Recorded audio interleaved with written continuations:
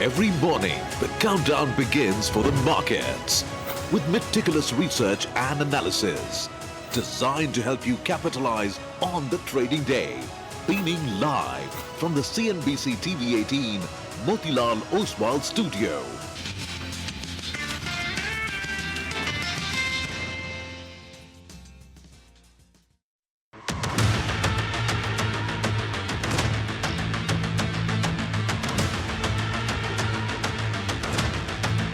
Both sides would stop all firing and military action on land and in the air and sea.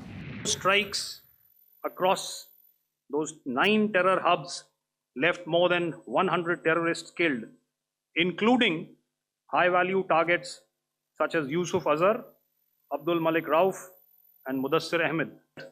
Justice has been served. Do not want to escalate. Our fight was with the terrorists and not with the Pakistani military establishment. And our actions have been focused, measured, and non-escalatory. However, any threat to the sovereignty, territorial integrity, and safety of our citizens will be met with decisive force. That the response will be fierce and punitive. Pakistan dare take any action, and Pakistan knows it, what we are going to do.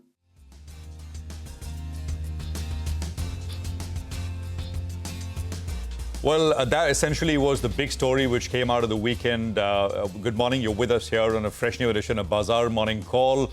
It's a very, very eventful last 48 hours, if not more. There is a lot to cover as far as ground is concerned as we start this new week. Markets, of course, in full and fine form. I think Nifty is indicating about a 500 point higher start. We're coming to you from the CNBC-TV18 Motilal Oswal studios. I'm Prashant with me, my colleagues Surabhi and Nigel. Guys, hi, good morning. Hi, good morning. I mean, an almost dizzying pace of developments, especially over the last 36 hours or so from the time that ceasefire was announced. And then, overnight it seemed we didn't know which way it was finally going. But I think after that briefing yesterday, and a very exhaustive, elaborate briefing, I think the facts have been put on the table. Well, that's right. And on this Budh Purnima, I wanted to respect our soldiers on the border and the way they fought for us. Two qualities that stand out for me, the fearlessness and the selflessness. Yes. Truly humbling, and I think no better day than Budh Purnima. Absolutely. Well, let's do one thing, guys. Let's go across to Parishit, who's in Delhi, and let's just sort of top up, because it is top of mind, absolutely. Before we get to the market, etc., the GIFT Nifty is indicating, I mean, it's self-evident, right? I mean, it's a relief sort of start that you have up on your screen as well for the market. So 500 points higher. But let me bring in Parishit with state of play as of now, because today the DGMOs, the Director General of Military Operations, India and Pakistan, will speak at 12 noon, as we were told yesterday. Parishit, good morning. Take it away. Well, this is going to be significant because this is the first time that they will formally speak on the understanding that has been reached on the 10th of May evening to stop firing and the military action. So far, Operation Sindoor has not been called off. India's military forces, our weapons, the Air Force, Navy, and the Army remain on high alert. And all of this is not going to change till the time there is a political call to say Operation Sindoor is over. So today the DGMOs will talk. They will try and give shape to that understanding that was reached on the 10th of May, and how what will be the contours of this understanding as well. Because India has made it clear that we are not calling this a ceasefire. There have been cases where on the 10th evening, Pakistan has violated the ceasefire. They sent drones into India, and all of those were intercepted. The good news that we've seen over the last few hours is that there was no ceasefire violation overnight. There were some intermittent cases around 7 or 8 yesterday evening, but post that, there have been no drones. There has been no firing from the Pakistani side and neither from the Indian side. So that is one step forward, but we can't take anything for granted at this moment. We must also tell our viewers that the Indian Army has conveyed via hotline to Pakistan that any further misadventures or violations at the LOC or the international border, or a violation of the understanding, will be met with very forcefully. It will be punitive, it will be strong.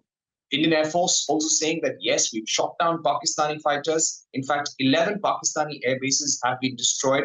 And we've really laid down a new normal with Operation Sindoor.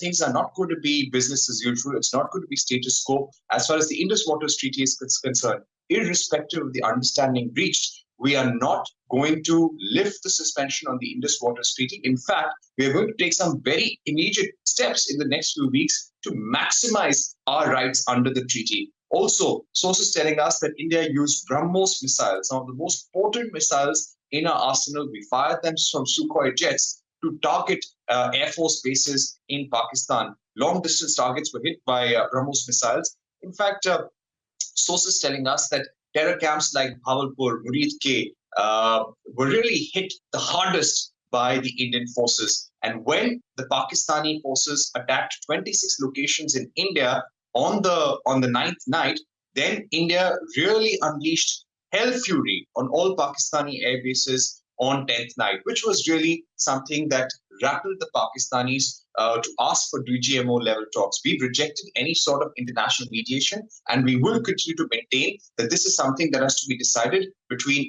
military officials on both sides. Whatever understanding of ceasefire has to be reached, there cannot be any third party, Absolutely. be it the US or Saudi Arabia or anybody. We are happy to talk to anyone about the situation, but as far as the ground level ceasefire is concerned, it has to be discussed just between India and Pakistan. All right, Parikshit, thank you very much for that. You've had a busy last many days. Happy belated birthday to you from all of us here, Parikshit. Enjoy the Thank you, peace sir. for now, of course. And of course, we'll keep coming back to you for more updates, really, as things go on. So there is the India-Pakistan bid, but there are also two other important things. So I'm not going to go once again into the... So we've had basically 2 nights of calm after the ceasefire, or the pause, which was announced on Saturday. So Saturday night was relatively peaceful. Last night also has been largely relatively peaceful. And of course, as Parikshit just said, you basically have, that call which will happen today. Forces remain ready. But from a market perspective, this is, think about where situation was on Friday evening when we shut off. It was uncertain. It was looking escalatory. It was, of course, no one knew where it would go. At some level, at least we were saying on Friday morning that perhaps de-escalation is the way forward, just because, Pakistan just simply cannot afford a war. It's in no position whatsoever. It's happened. That's, of course, a good thing, but no one could have called. And that's the reason why markets are very, very light. That's, I think, an important thing. So that GIFT Nifty bump up that you're seeing is primarily because of the unanticipated de-escalation, ceasefire, whatever you want to call it, which has happened. Now, the second point, US-China trade talks. And that has also come through. So there is a White House, if you go to the White House website, whitehouse.gov, they essentially are calling it a deal. The title is this: US announces China trade deal in Geneva. Now, we don't have any details about the deal. The Treasury Secretary, Scott Bessent, has promised complete briefing on Monday, which is tonight, US time. Chinese side is saying that they've agreed to create a mechanism for further talks. And Bessent essentially said that substantial progress will be made at this weekend's trade talks.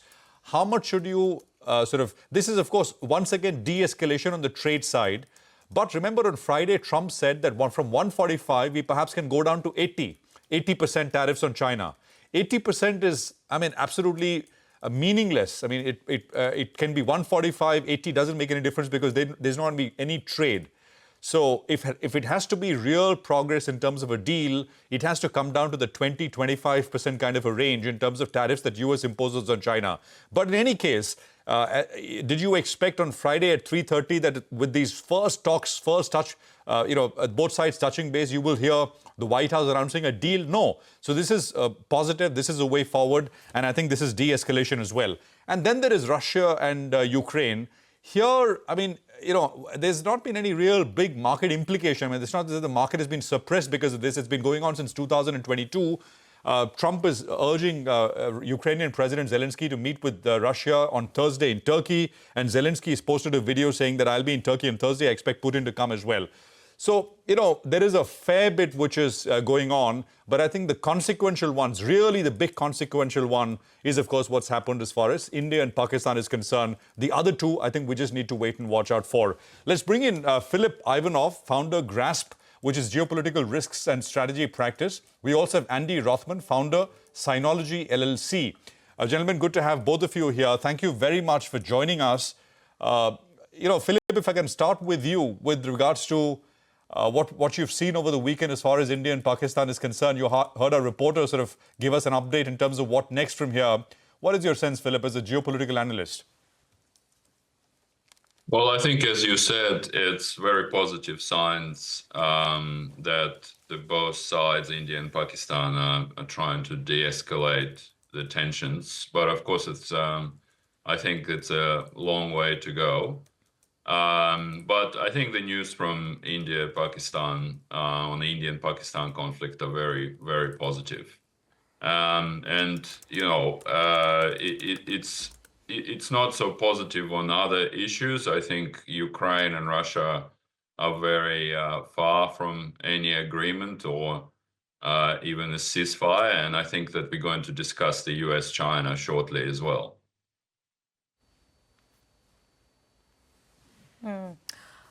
Philip, hi, good morning. So great to have you on the show today.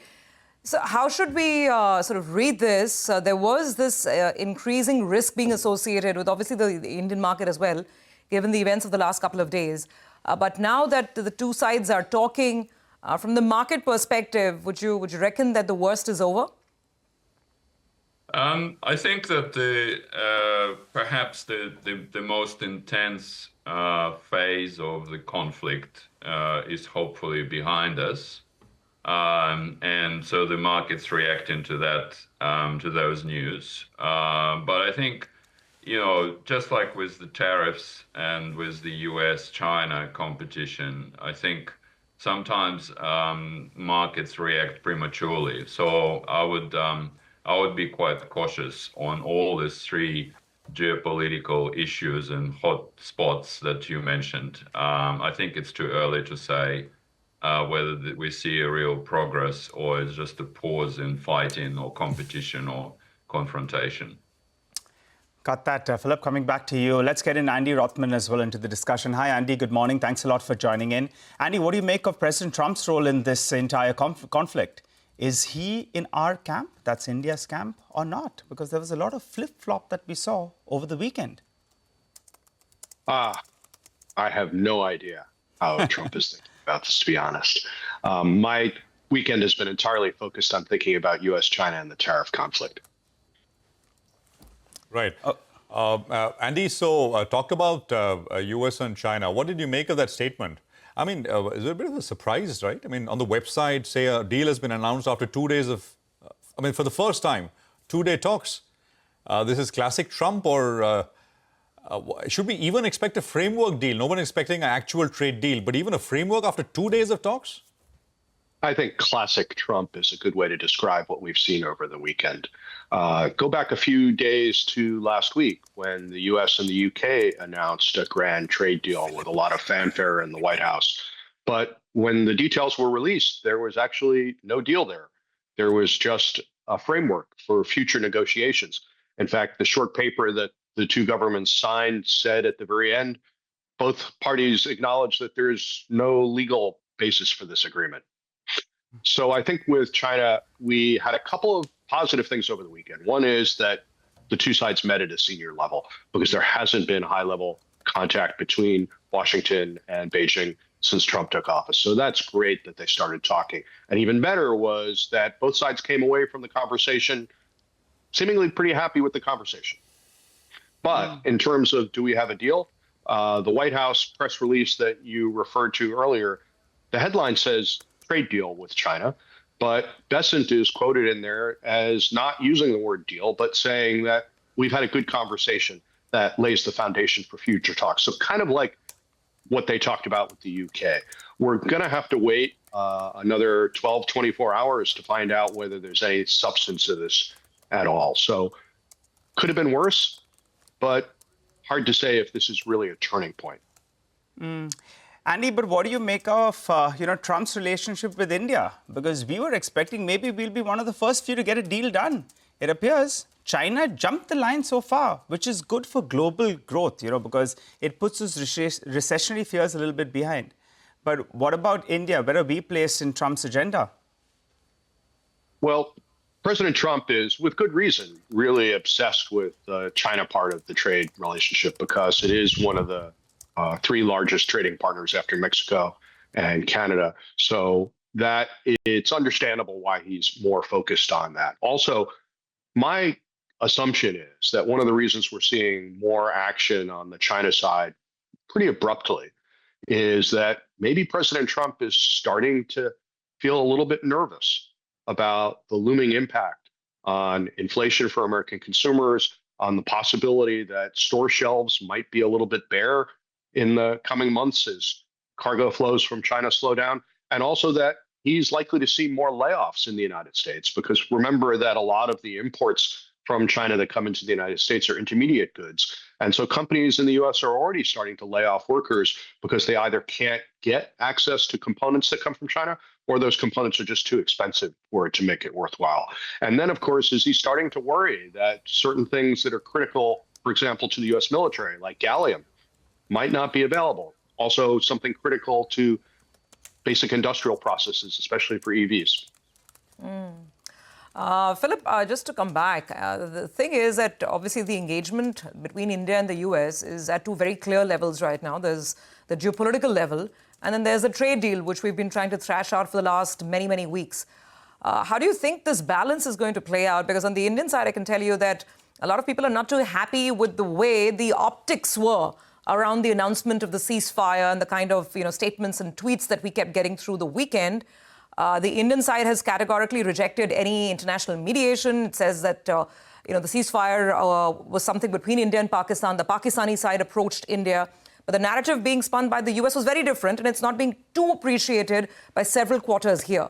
Does that put any roadblocks potentially ahead for the US-India trade deal? I think that President Trump, as Andy pointed out, is very focused on, first of all, the US-China trade deal, and then second on Russia-Ukraine negotiations. I mean, these are the issues that he was campaigning on during the elections. These are the issues that he constantly comments on. And these are the issues that he's sort of mobilizing his resources, his team to focus on. So, from my point of view, I think the US involvement and US influence on the trajectory of the India-Pakistan conflict, I think will be quite limited. But what it might mean, of course, is that the trade deal with India may not be on the priority list for the president. As a result, we'll see some delays in getting some kind of agreement. So that's where I think the danger is, just because the sheer volume and the sheer complexity of any agreement with China, as well as negotiating in between Ukraine and Russia, will take most of the bandwidth, or foreign policy bandwidth, of this administration. So I wouldn't be surprised if India will not be on the administration's radar for the next few weeks and even months. Got that. Gentlemen, we'll leave it there for now. Good conversation. Philip and Andy will touch base once again, over the coming days, because this is evolving, ongoing situation. And I think what both Philip and Andy are saying is that on all three fronts that we spoke about, I mean, can you really say it is a big turning point? I mean, I think we'll have to just wait and see, especially with regards to US and China. It was classic Trump: announce something big and then sort of work backwards and try and put in details, fill in details as it comes along. Or in millennial lingo, they say, fake it till you make it. If I could use that. We'll take a quick commercial break here. William Lee of Milken Institute will also be with us, and we'll talk more about the geopolitical environment and, of course, markets as well. GIFT Nifty up a solid 400 points.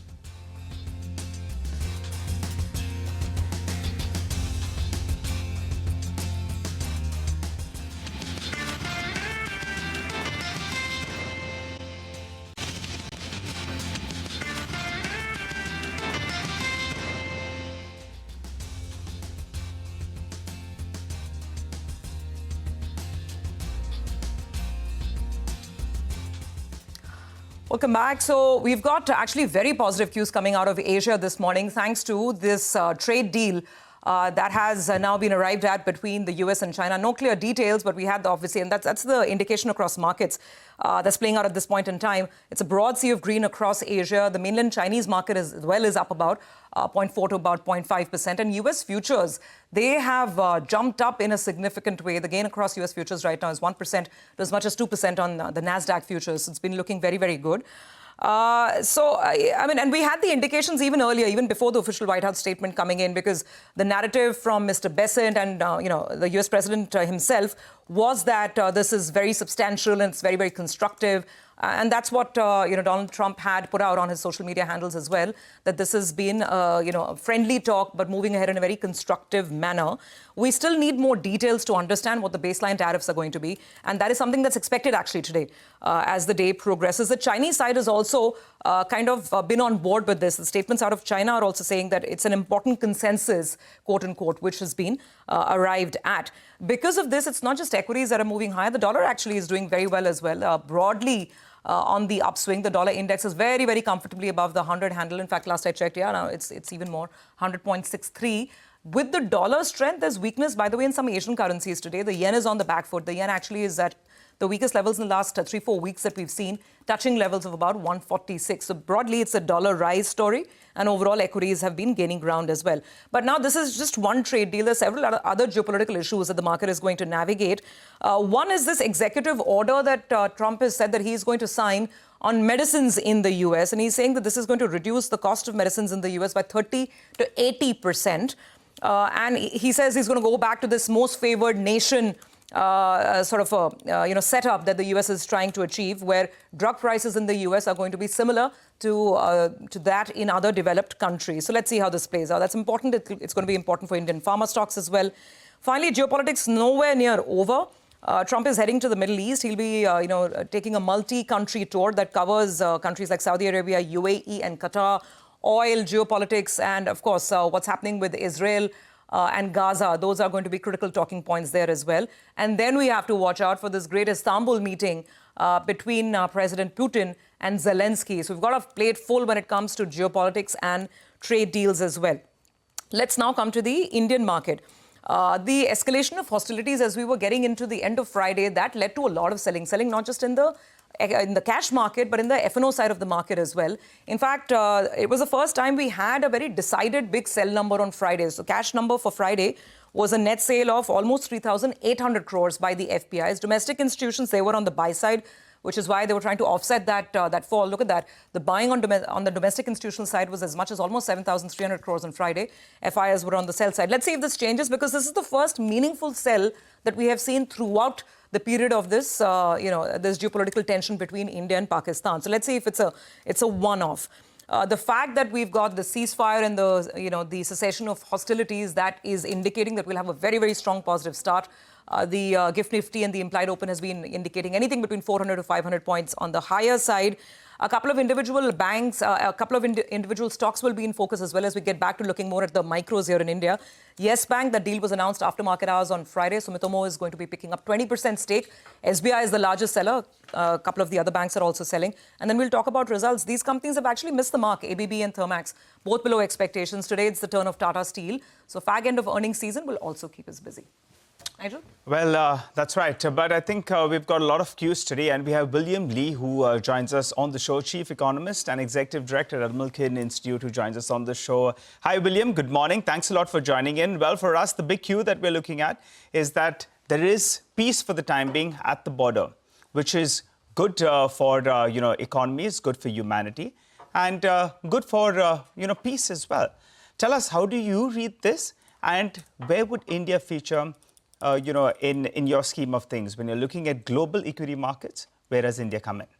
Well, from this side of the ocean, I have to say I am breathing a huge sigh of relief when I see two nuclear powers on the brink of smashing themselves to death, suddenly calling it off, and some sanity coming back into the picture is a great news.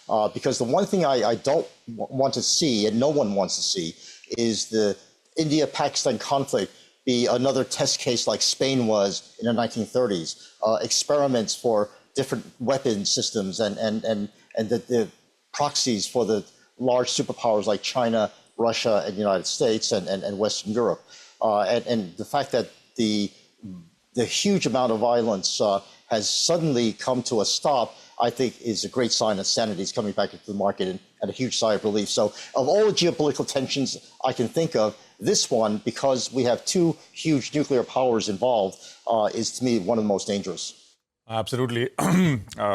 William, there's, of course, the hot war here, and there is cessation of the hot war for now, although absolutely clear signal from India that any further terrorist attack will be treated as an act of war.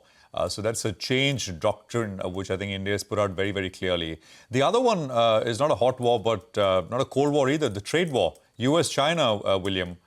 I was saying this earlier with our earlier guests that it's classic Trump. Announce a deal after 2 days of initial talks. I mean, to call it a deal, you got to. It's I don't know what to make of it. But your thoughts, William? Well, I agree with you that this over-exaggerating results is something that I would caution everyone from doing, and markets are typically overreacting to everything.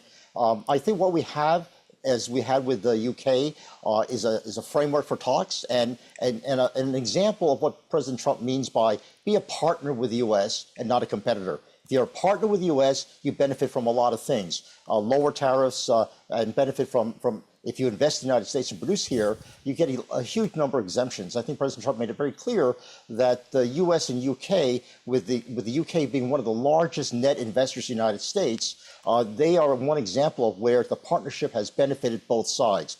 We have tariff-exempt trade for jet engines and Boeing aircraft going both ways.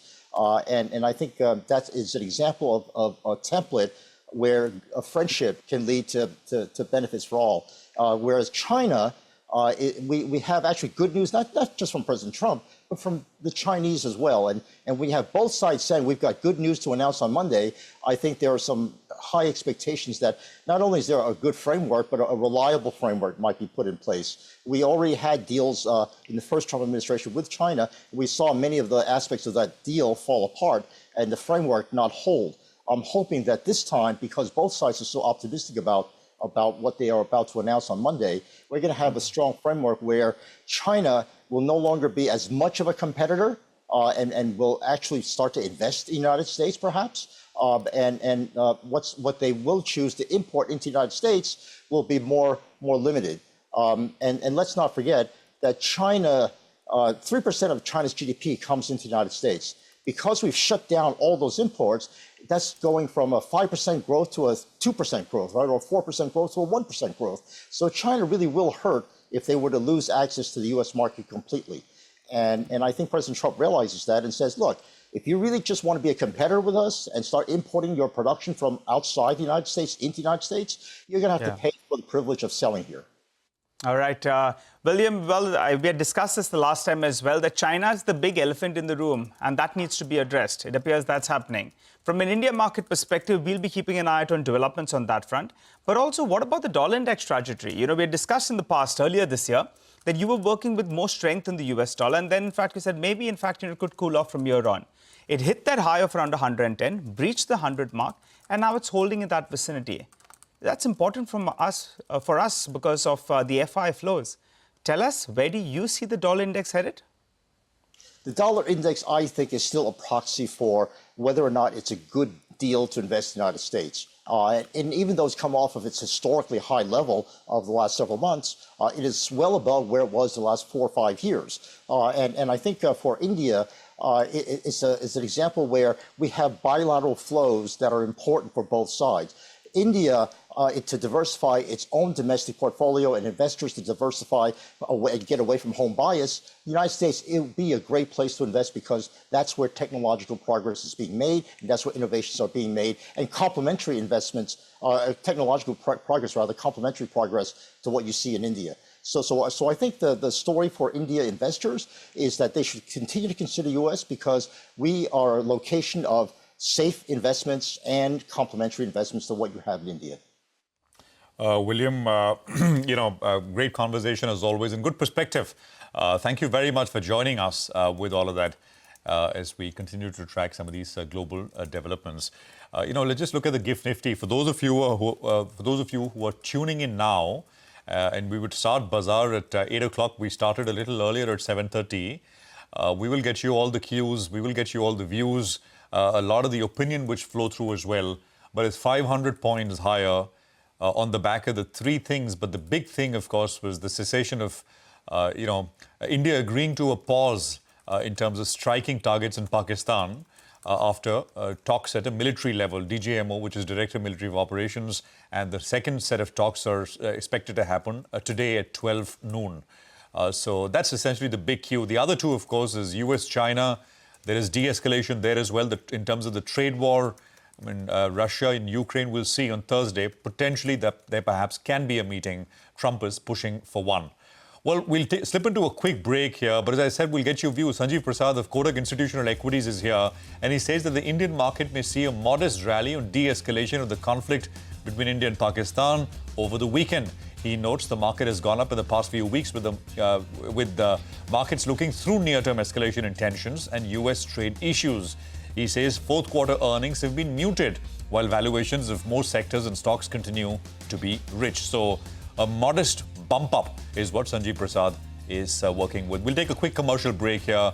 We'll get you some of those cues in terms of the F&O, the market positioning, etc. with Nigel. Harish Krishnan of Aditya Birla Sun Life AMC will also be with us in just a bit.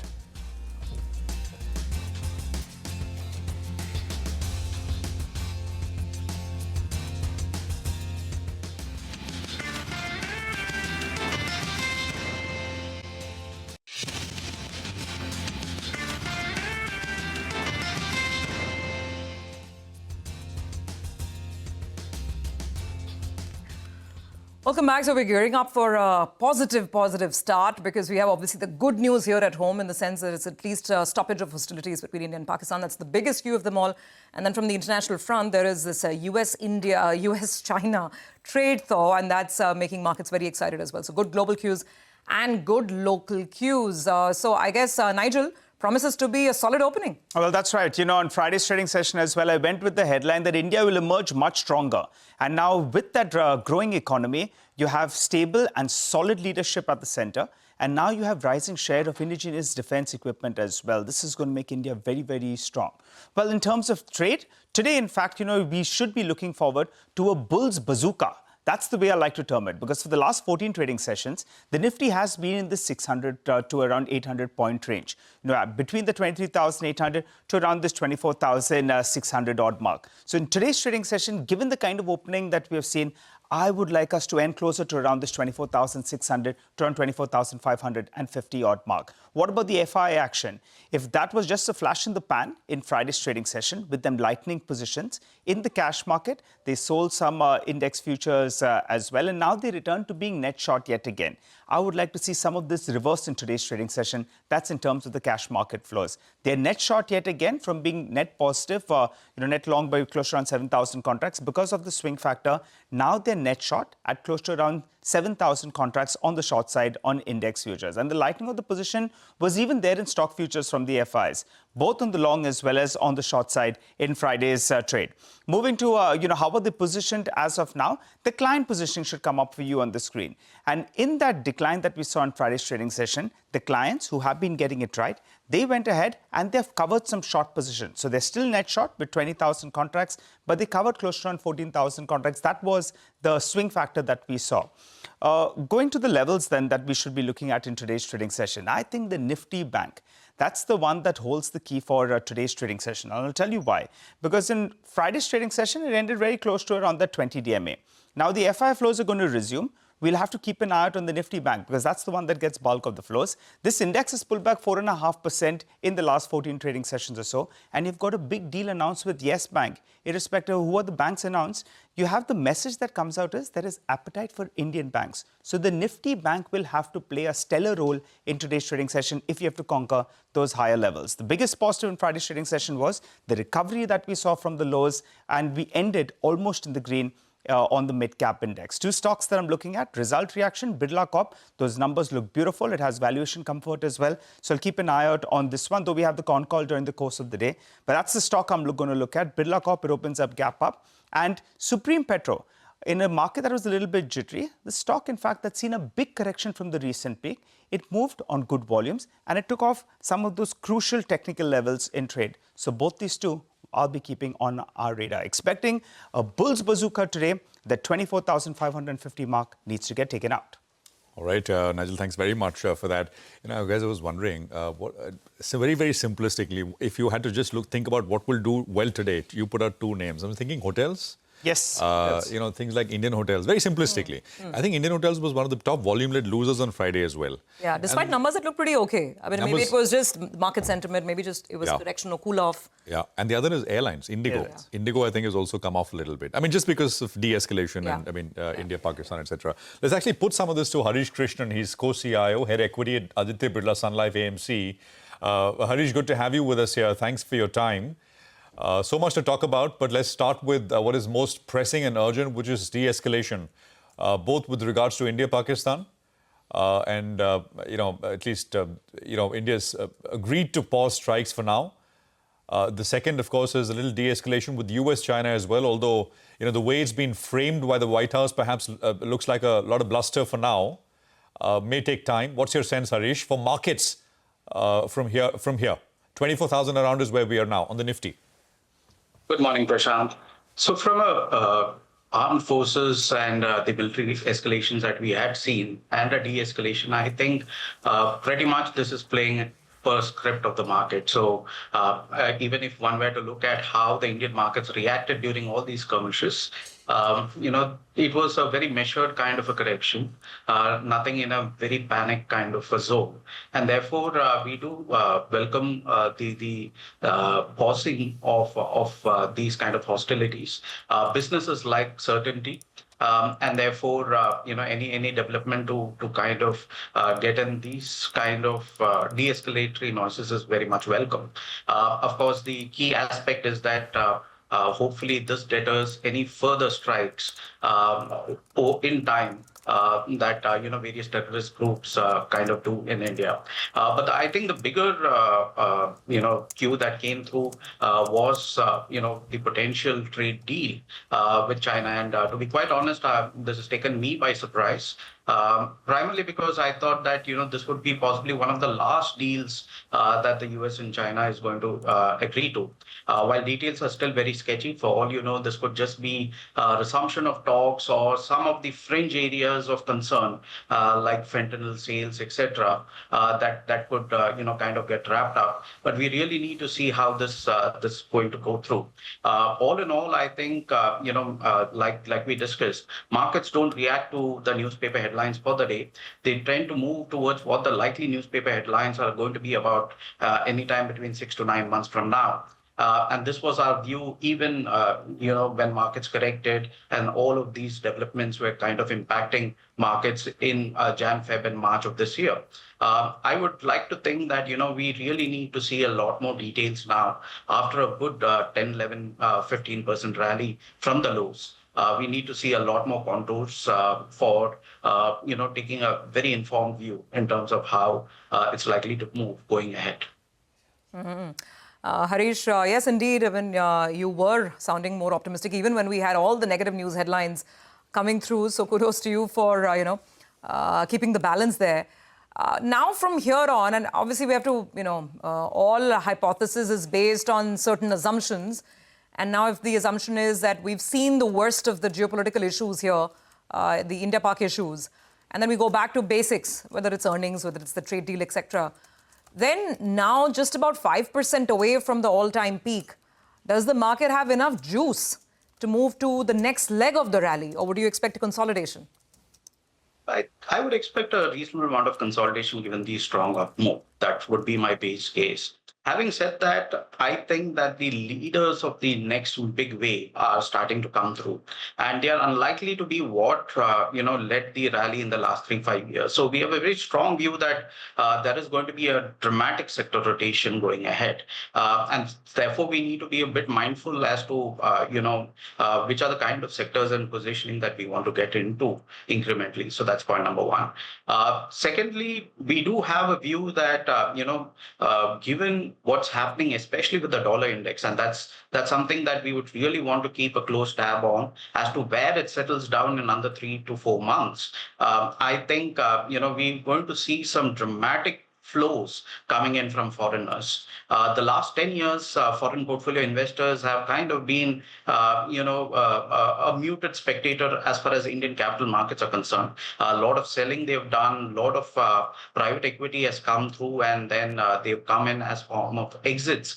I would think that, this global backdrop that we are getting towards, where there is going to be a reasonable geopolitical realignment, I think augurs very well for India. And I wouldn't be very surprised that over the course of the next 3-4 years, we're going to see a very different zone of foreign portfolio investment participation in Indian capital markets, both in the direct equities as well as in private equity, as well as even MNCs wanting to reinvest back their earnings in a material way as far as India is concerned. So I think that would be a key trend that we would be monitoring. Again, it all boils down to the trade deal construct that comes through, as well as where the dollar kind of settles at over the course of the next 3 to 6 months. Hi, Arish. Good morning. Good to see you, Ben. I recall you making this comment that maybe by Diwali we'll be singing another tune altogether. You want to put a level to the Nifty? We're holding at around 24,000 odd. Give and take all the cues. What do you think? Should we be, maybe a 4-5% higher from here? Would that be a fair assumption, or even higher than that? And give us your top bet that you have in terms of a sector. What would the sector be that you're most bullish on, given the flows picture, given the valuations, and given the industry tailwinds? Go ahead. Sure. So I don't think, we are any good at predicting near-term, levels and trends. But what I did say that, we do think that on a fundamental basis, earnings are going to sing a very different tune as we start ending FY26 and get into FY27. Again, the context of what I said, we were saying that, if earnings are currently growing at 5-6%, we do think that, it has the potential to go to anywhere between 12 to 13% over the course of the next 12-18 months. And this rate of change is what I think will get the markets excited, because markets don't work on absolutes, they work on the rate of change. So that was the point with respect to a different tune. With respect to the sectors, clearly the one sector to my mind which stands out very, very favorably is on the private banking space. This is a space, where while we've seen a good outperformance in the last 6 months or so, from a 3-year and a 5-year perspective, it's been a laggard, barely able to catch up with the overall market move, if at all. We think that there is a fundamental change that has happened as far as the private banks are concerned, which is namely that, the 4 or 5 largest private banks today have got fortified their balance sheets. They have spent massively as far as tech spends are concerned. And while today the headlines are all about a slowing credit growth, concerns on net interest margins, and potentially some increase in credit cost, we think that, capital structures chasing banks has materially changed. What do I mean by that? About 5 years back, every industrialist, everybody wanted to be a banker. Today, most people are fleeing away from being a banker, citing significant regulations and access to capital, etc. I think this sets up very, very well for the larger private sector banks, where competitive activity is very low. We do think that India will become a very large economy over the course of the next 10-15 years, and it is but impossible to have a very strong banking system and a credit culture going ahead as well. And therefore, the lack of competitiveness, which is there, among the many other players which were otherwise getting into the banking space, augurs extremely well. Needless to say, foreigners, this is a very large liquid space that they would want to get into. This is a space where foreigners used to own a lot of, and as over the course of the last 30 years, many of these names have been the default choice of foreigners to play the India story. So I would think that large private sector banks are extremely well poised. As a barbell, we are also running a basket of, very, very cheap, undervalued private sector banks, which are all trading below book. We do think that while there is a great tailwind for these large 4-5 private sector banks, in India, it is not possible to have 4 or 5 large institutions dominate such a large economy. We are going to need a lot more number of banks. And today, while there is a focus that many of them are trading below book, they don't have access to capital lines, etc. I think that narrative will also change, especially when you have a governor which is focused on growth at this point of time. So I think this would be our number one bet, getting into both the large private sector banks as well as a barbell of the very cheap private sector banks which are trading below book. All right, Harish, you've been very, very bullish and optimistic on the prospects. As you said, earnings could probably catch up, which will be the trigger. And in terms of the biggest sector that you're positive on, it'll have to be the private sector banks. Appreciate you joining in, Harish. Wishing you a good day ahead and looking forward to having a chat with you in the days to come. For the time being, we slip into that short break. Come back. We'll focus on a lot of stock-specific action that we're looking at in our special Top 10 segment. For the time being, I give you a sneak peek. We're looking at Yes Bank, SBI, Dr. Reddy's, Navin Florin. They'll be reacting to positive news flow, while we have pharma stocks, ABB India, Thermax, Swiggy, Bank of India and Manappuram that will be reacting to negative news flow. Take that break, come back, get into further detail on all of these names.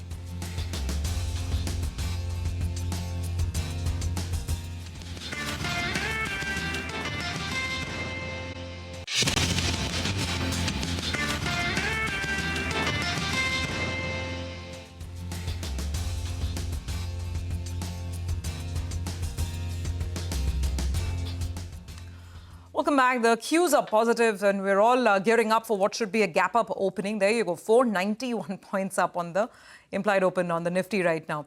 What about individual stocks? Lots of action to track as well. Our team is standing by with the CNBC-TV18 list of top stocks to watch.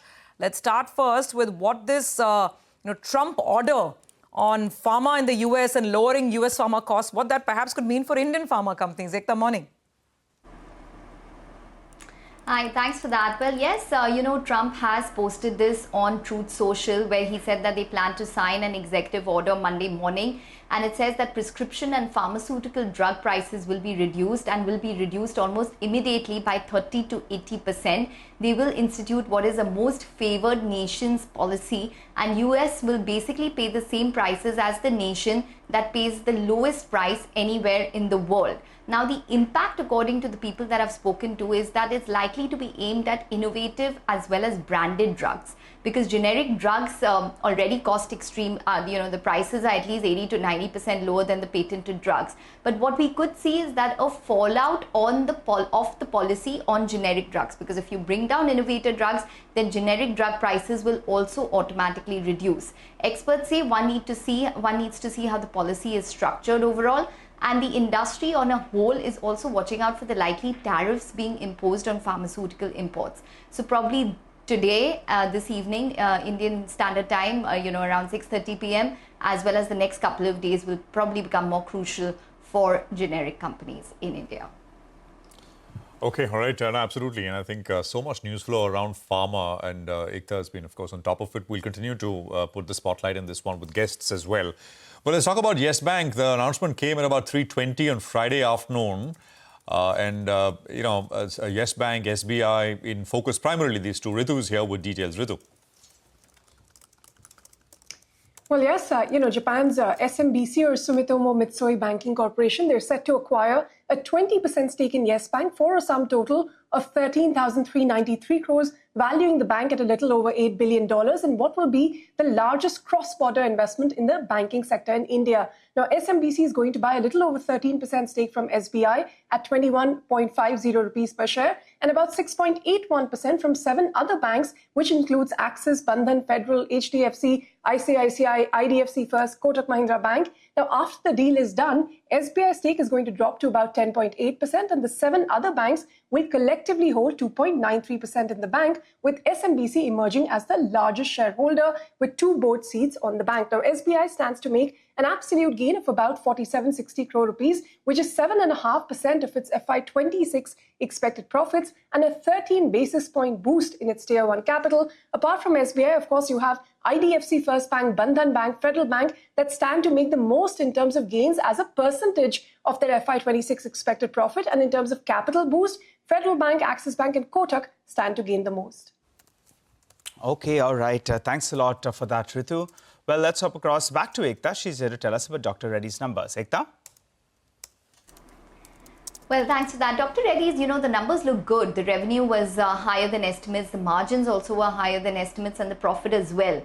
Ex-NRT, which is basically the nicotine business acquisition, the growth was 12%. It contributed, NRT was around 600 crores in terms of the quarterly contribution. North America growth led the growth this time, according to them, which was led by new product launches, and the company said it offsetted price erosion. What stood out to me was the guidance. FY26 guidance, double-digit top-line growth, flat margins. They're confident of 25% margins post the Revlimid generic competition increasing. The large Revlimid generic sales are expected to wind down a few months before Jan 31st, 2026. So that's important to note. And Dr. Reddy's has said that they will be one of the first and largest players in semaglutide when the market opens in 2026. Canada, India, Brazil would be the largest markets for Dr. Reddy's, and they expect regulatory approvals in time for the first wave launch. So the commentary from the management seemed to be more positive, and hence I expect the stock to probably be in the green today. All right, and you'll hear from the management at 9 o'clock this morning. Ekta, thank you very much for that. The Dr. Reddy's management will be with us to talk about the quarter, of course, but more importantly, the outlook with all the US news flow around onshoring, pharma manufacturing, etc. is concerned. Well, let's talk about more stocks. ABB India and Thermax from the industrial space in focus. Vamakshi's got details here. Vamakshi, morning. Good morning, Prashant. Let me first start off with ABB. A weak set of numbers coming in this time around from the company. The revenue saw an uptick of almost 3%. The growth has moderated out here. In fact, it is the weakest that we've seen in the last few quarters. When you look at the gross margins, they've managed to expand by 189 basis points, given that there was only a 1% uptick as far as cost of goods sold is concerned. The EBITDA margin on the flip side saw an uptick of only 8 basis points, and that is because subcontracting charges, employee expenses, as well as other expenses were much higher. When we look at the net profit, that is seeing a decent uptick of almost 3%. So overall, when you look at the numbers, it's a moderating growth rate coming in for the company. But on the flip side, when we look at the ordering activity, that has come in stronger than expected, both for order inflows as well as the order book. In fact, as far as order inflows are concerned, for the first quarter, it has been the highest that we've seen in the last 5 years. Order inflow picked up by almost 4%. The order book was up 11% year on year. The con call is scheduled at 10 a.m. today for ABB, but in the press release, the management had a cautious stance. When you look at the growth in India, they are expecting it to readjust to global trends like tariff, non-tariff barriers, geopolitical tensions, as well as volatility in the international commodity prices. So therefore, going with the red for ABB India, but also going with the red for Thermax. It's a miss across the board. When you look at the revenues, that saw an uptick of almost 12%. The EBITDA margin have contracted by almost 17 basis points. In fact, the margin impact is coming in from higher tech intervention costs of 66 crores in bio-CNG products under the industrial infra segment. The order inflow too was rather weak. The order book also saw an uptick of only 6%. So weak set of numbers for Thermax as well. Okay, all right, got that, Vamakshi. So we'll keep it on our radar. Let's see how the stock reacts.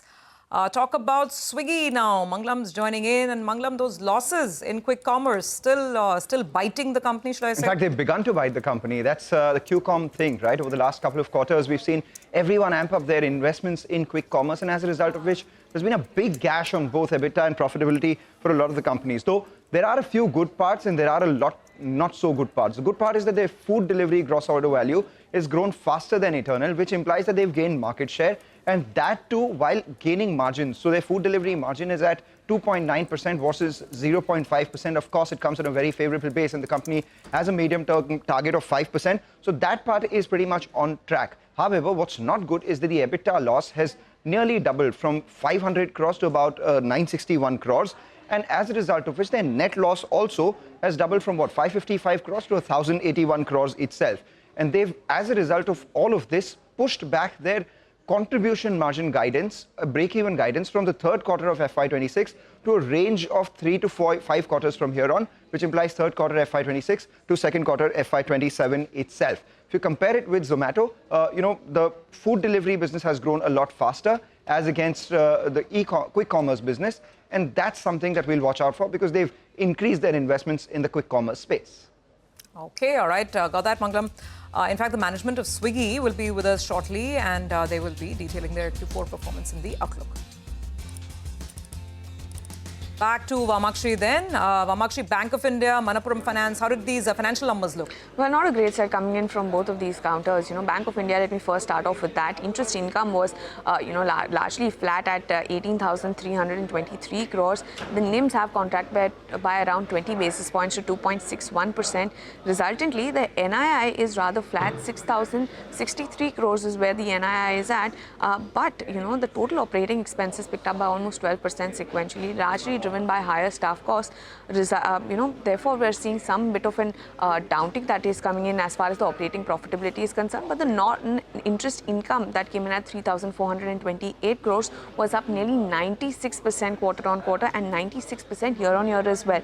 Given that, net profit saw an uptick of almost 4% sequentially, coming in at 2,626 crores. Now, as far as asset quality is concerned, GNPA has improved to 3.27%, NNPA too has improved marginally to 0.82%, but the credit costs this time have come in at 84 basis points. Largely, there were slippages in, agri as well as MSME. So therefore, going with the red for Bank of India. But on the flip side, when we look at Manappuram, going with the red for this counter, but the commentary that is coming from the management is rather positive. As far as consolidated numbers are concerned, NII was down nearly 9% sequentially. The other expenses picked up by almost 11% on the back of higher employee expenses. Apart from that, when we look at the impairment, that number has seen an uptick of almost 66% quarter on quarter. Therefore, the company has gone ahead and reported a net loss of 203 crores. But nevertheless, the management says that the worst of stress in MFI is now behind them. The company is quite confident of achieving 20% growth in FY26, and they also say that some lowering of cost of funds is likely to be visible in the first quarter. So therefore, the stock will open in the red, but expect some recovery on the back of the commentary that came through from the management. Okay, all right, Vamakshi, thanks a lot for that. Let's hop across to Upasana. She's here to tell us about Naveen Fluorine. Upasana? Good morning. Well, the company has reported strong set of numbers, both sequentially and even on YoY basis. This was mainly aided by sizable margin expansion seen by the company in this quarter. Now, coming to the numbers first, revenue stood around 700 crores with an uptick of 16% on a YoY basis, slightly higher than our poll. EBITDA stood at 179 crore with an uptick of 63%, again in line with our poll. EBITDA margin stood at 25.5% with an uptick of 720 basis points, which was slightly higher than our poll, largely in line, that is 25.2%. Now, company met its Q4 FY25 EBITDA guidance of 25%, and PAT stood at 95 crore with an uptick of 36%, largely in line with our poll. Now, company has approved the proposal of fundraising of 750 crore, and in its con call, company has guided that it is seeing FY26 margins in the range of 23 to 26% with a positive growth outlook across the business. So overall, good set of numbers from Naveen Fluorine, and I expect the stock to open in green today. Okay, all right, got it, Upasana. Thank you very much for that. Now, as promised, let's get to that conversation now with the Swiggy management. Swiggy, of course, reported a mixed set of earnings for the fourth quarter. Quick commerce losses have been impacting the overall EBITDA and profitability for the company, but the food delivery margins have improved. Mangalam caught up with the management to talk about the performance and the outlook. Take a look. So I'll speak about food delivery overall, and the macro right now is too volatile for us to talk about or get a clear read on the impact, since there are multiple moving parts, including geopolitical changes happening. We in food haven't seen much of the slowdown which has been talked about. We have spoken of a 18 to 20% range year-on guidance. This quarter came in at about 17.5 plus. So we are somewhat in the range. I think it's a category where we will see long-term tailwinds and also a little bit of quarterly and monthly, because there is seasonality in this business. So some quarters will look up, some quarters will look a little bit down. It does need to grow above 20%. So a lot of our efforts are in that direction to increase, more offerings around speed, which is, for example, Bolt or value offerings and differentiation. Example, like One Black that we brought to the market a few months back. Yeah. So we saw your margins expand, obviously, on a very low base to close to 2.9%. Your long-term sustainable target out here is 5%.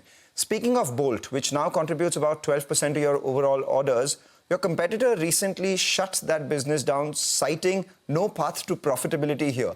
Could you give us some operating metrics of Bolt as to, is there a visible path to profitability for Bolt for you?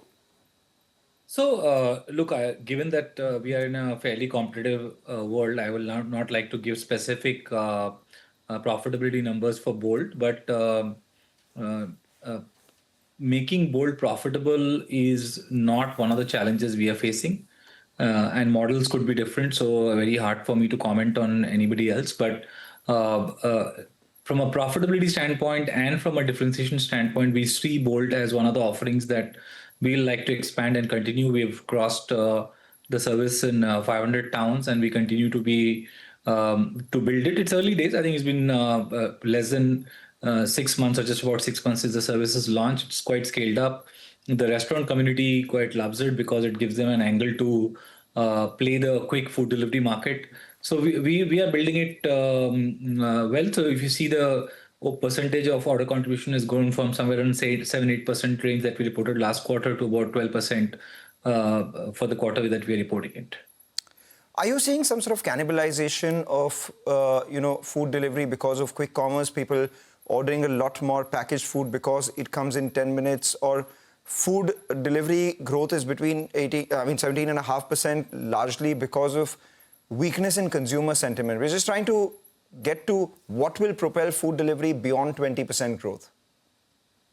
So look, if you look at quick commerce as a category, in terms the kind of food items which are delivered through quick commerce, there are certain categories which obviously have more affinity. For example, ice creams have quite a bit of affinity to quick commerce. But that also, a lot of the share comes from other channels and not necessarily from the food delivery chassis. It also grows the market because suddenly when you have ice cream which can be delivered in 10 minutes, the market expands. I'm taking just an example. As I said earlier, we are talking this quarter. We have delivered to somewhat near the lower range of what we projected the medium-term growth of the category to be. And what will take the category to grow? I think one is this category has served consumers well. I think there's can't be any letting go of that because consumers rely on food delivery ecosystem to come to deliver at different points in time, different circumstances. That has to continue. I think that is the core to building any category in India. But on top of that, I think a lot of work needs to happen on affordability, on making the delivery far more accessible to a wider section of users than who use it, and especially making sure that the low frequency users are actually increasing their frequencies on the category. All right, let's get in Rahul's views on the quick commerce side, because that's where a lot of the action is when it comes to investment. Rahul, there has been growth, no two ways about it. It's over 50%. If you look at it on a reported revenue basis, gross order values have grown over 100% as well.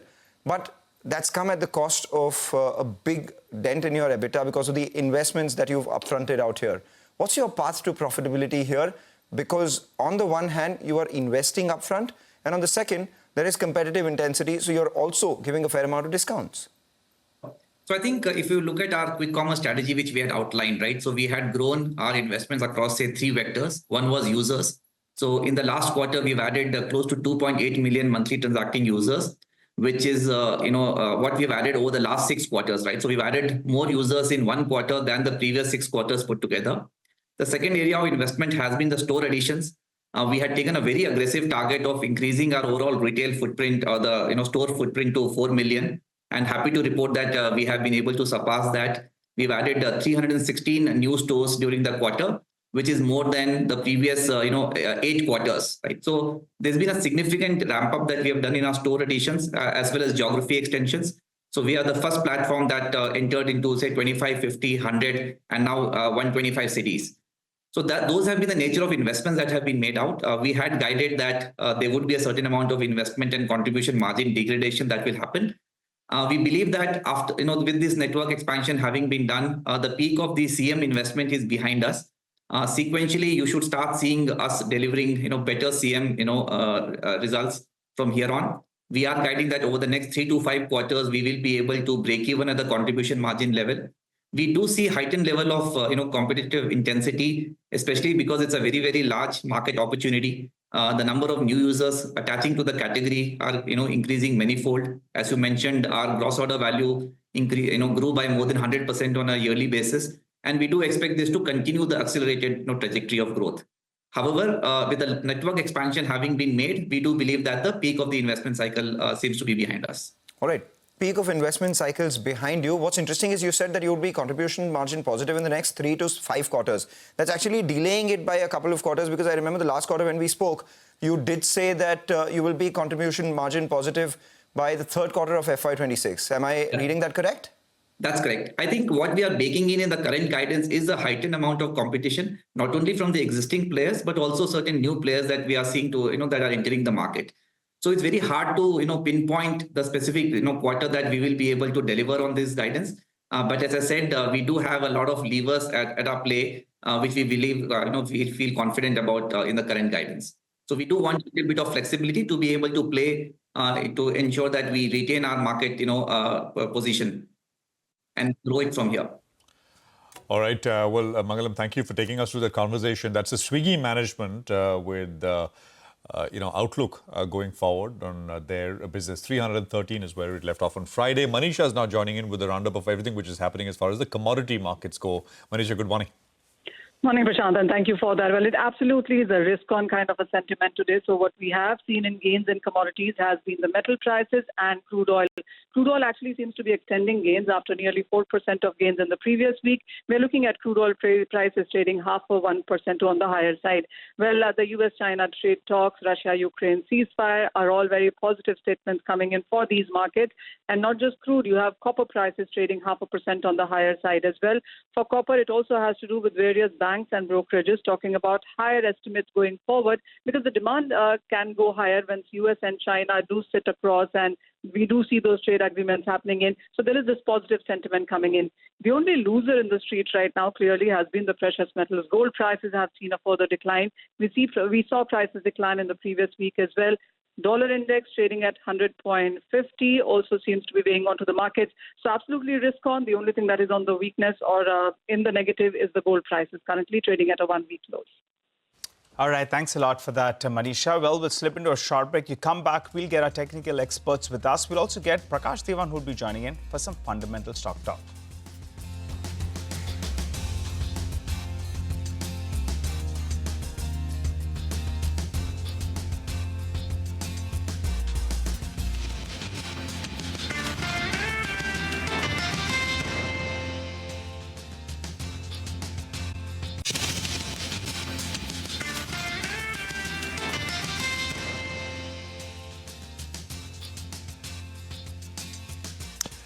Okay, welcome back. You got the GIFT Nifty, which will come up on your screen. 482 points is what you have. Prakash Devan is with us with, his thoughts and his perspective on things as we start this new week. Lots to digest, but, de-escalation is the name of the game as we start this Monday morning. Prakash, what's your sense? It's a very light market positioning-wise, and today I think we should expect some covering. But where will most bulk of it show up, in your opinion? Good morning. Good morning, Prashant. So essentially, just to follow up on what Nigel termed it as the bull's bazooka, needs also to see some sort of follow-up. There could be a section of the market that might be waiting for this opportunity to even further lighten positions and get off some of the trades that have gone wrong. But essentially what it also tells you is that we are getting into, earlier it was just the escalation on the border, which was one of the causes for uncertainty and volatility. Now you probably have a couple of more things added to it. The ceasefire on the US-China tariff war, the ceasefire potentially on Ukraine, Russia. There will be lots that the news flow will just get more intense. Ash, if I can come in, are you saying it's bull's bazooka is sort of getting on more longs? Because you're not long enough. It's a bit of a FOMO type of this thing. But yes. What you are also at the margin saying is that you expect people to get out of positions. I mean, book profits with this bounce. That's what you're saying? Yes, which one is it? Yeah, that's exactly the point, Prashant. Because remember, the track record that we have on the operations on the border do not really enthuse a lot of confidence. Things could, start getting a bit ugly again. And these are very, very fickle kind of, situations. They change very quickly. And, the US tariff thing on the pharma side is something which is going to be an extremely difficult factor to price in. You really don't know how badly it's going to be hit. What's the kind of come down from wherever it starts. So, and we have a lot of exports, pharma exports. I mean, if you look at some of our largest pharma businesses, they have 30, 40%, 50% exports to the US. So that's going to drag the market down for sure. What's going to be important is today's market is going to weigh heavily on the fact that banking is going to make a significant comeback. You'll have a lot of capital getting freed for the likes of SBI and all, which could have been more timely because you're just getting into a credit up cycle, and that will always help. But what I'm saying is that the broader market might not see that kind of participation just yet. You'll probably have to see this piece get a bit more well established and digested. And if that were to happen, then things could probably look up with a lag. But today's market will probably, end up being a little bit of a sell on rise market for quite some players. Some segments of the market at least. The FI inflow, if you saw, it kind of turned the tide after 16 sessions, but there are lots of shorts which will get covered. So technically, the market gets its upside from there. Is what the GIFT Nifty is also reflecting. But fundamental buying is again going to be based on news flow related to earnings and results and tariffs and all. So we'll have to see that. I wouldn't jump the gun yet. Sorry for using something which is related to the hostilities, but that's where things are. Let's wait for things to settle down a bit, and then probably start looking at individual stocks. All right, Prakash, taking that point on board, and from the defense names, you gave us a few of them in Friday's trading session. One such stock was DCX Systems. We got that on board. But Prakash, if you have to see that bazooka from the bulls today, the point that I made was the Nifty Bank needs to be the one that does bulk of the lifting. So let's see whether or not that happens. That said, let's focus on a couple of other names then. How do you approach a stock like Yes Bank today? You have that big deal that was in the offing. The street sniffed it though. If you look at the delivery volumes the last couple of trading sessions, you look at the way the stock behaved in the last 2 hours of trade as well in Friday's trading session, the street was sniffing something. What do you do with the stock from here on? You're absolutely right, Nigel. We spoke about this briefly, and I said there are lots of occasions in the past as well where things started looking very close to fruition and things didn't happen. Finally, it's happening. Am I okay to miss the up move? The answer is yes, because, Yes Bank, the texture of ownership amongst retail is so different. These exits are all very custom made, very structured. People will, the larger banks will get their money from Sumitomo. But what's going to happen is that every rise, you'll probably also have a lot of people who've been waiting to kind of book profits and exit. So the stock might not be able to kind of rally hard and stay there. That's again the whole point. But what it does is the capital that comes to the other banks, the sellers, is just very, very, very positive. And that means that you would probably look at, and some of the numbers tell you, look at Canara Bank over the last week, you have Bank of India, decent set of numbers, though, it might open in the red, but the obvious thing is that banking is where the money is going to start coming in if things start normalizing. That's the first port of call before, other industrials and consumption and cement and all of that happens. So I think we could focus on banking for this week, and the Bank Nifty might probably outsmart the Nifty to quite some extent. Prakash, hi, morning. Let's talk about food or food delivery. I'm talking about Swiggy. So this is something that was always feared, right? And that's why these stocks started falling as well last 1 or 2 quarters ago, when it became clear that they're investing far more in quick commerce. These dark stores will roll out and they'll have to bear the losses. That's exactly what's playing out on Swiggy. Do you think some of this can be digested by the market because it's not new, or is it a fresh negative? I mean, for instance, their break-even timelines, they're lengthening now because of it. Your thoughts? No, good morning. So it's a difficult business to make profitable. The path to profitability is still some time away, and we've seen that. We've seen how Zomato or Eternal kind of had to change tracks just to kind of make sure that the core food business is what they build on, and that's exactly what's showing even in the case of Swiggy. So Swiggy on a standalone food business might continue to do well because that's a more mature channel. But if you look at Instamart, it still has lots of these ifs and buts and lots of holes in terms of geographical presence, in terms of the back-end infrastructure. But from all that perspective, you see whoever blinks, the other person starts kind of filling that space for the simple reason that everybody feels that they have a right to win. So Zepto did that to Swiggy, Swiggy did that to Zomato, and this will continue. In the process, they'll keep burning a lot of cash, and today cash is not so easily coming.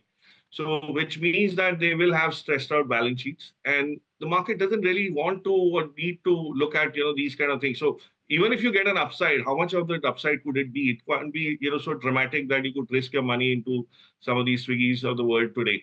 So, at this 300 whereabout levels, I don't think it still offers any kind of a risk reward which is very compelling. I would still, if I had to allocate money to that space, it would have to be the most mature business, and that's it. So very, very clearly, not some great numbers, but at least, one heartening thing in that interview with Mangalam that management spoke, and I just heard, was that at least the investment cycle is kind of peaking out, which means that there's less bad news going forward, but there's still not great good news yet in the making. Okay, so cautious stance on Swiggy. Prakash, stay on. We'll have more questions for you in just a bit. We do have to take a very quick break. Come back on the other side. We'll, of course, discuss the markets technicals as well, some trading ideas. And, of course, we'll have the pre-open rates coming in as well.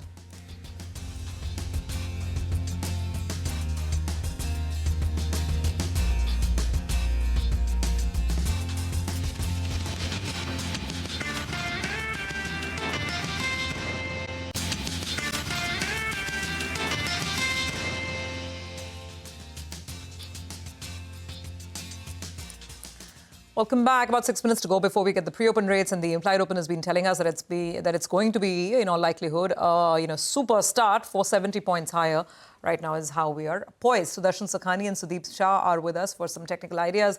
Gentlemen, morning to both of you. Sudarshan, let me ask you first. So the news has been very comforting, at least the cessation of hostilities. How would you play the gap up?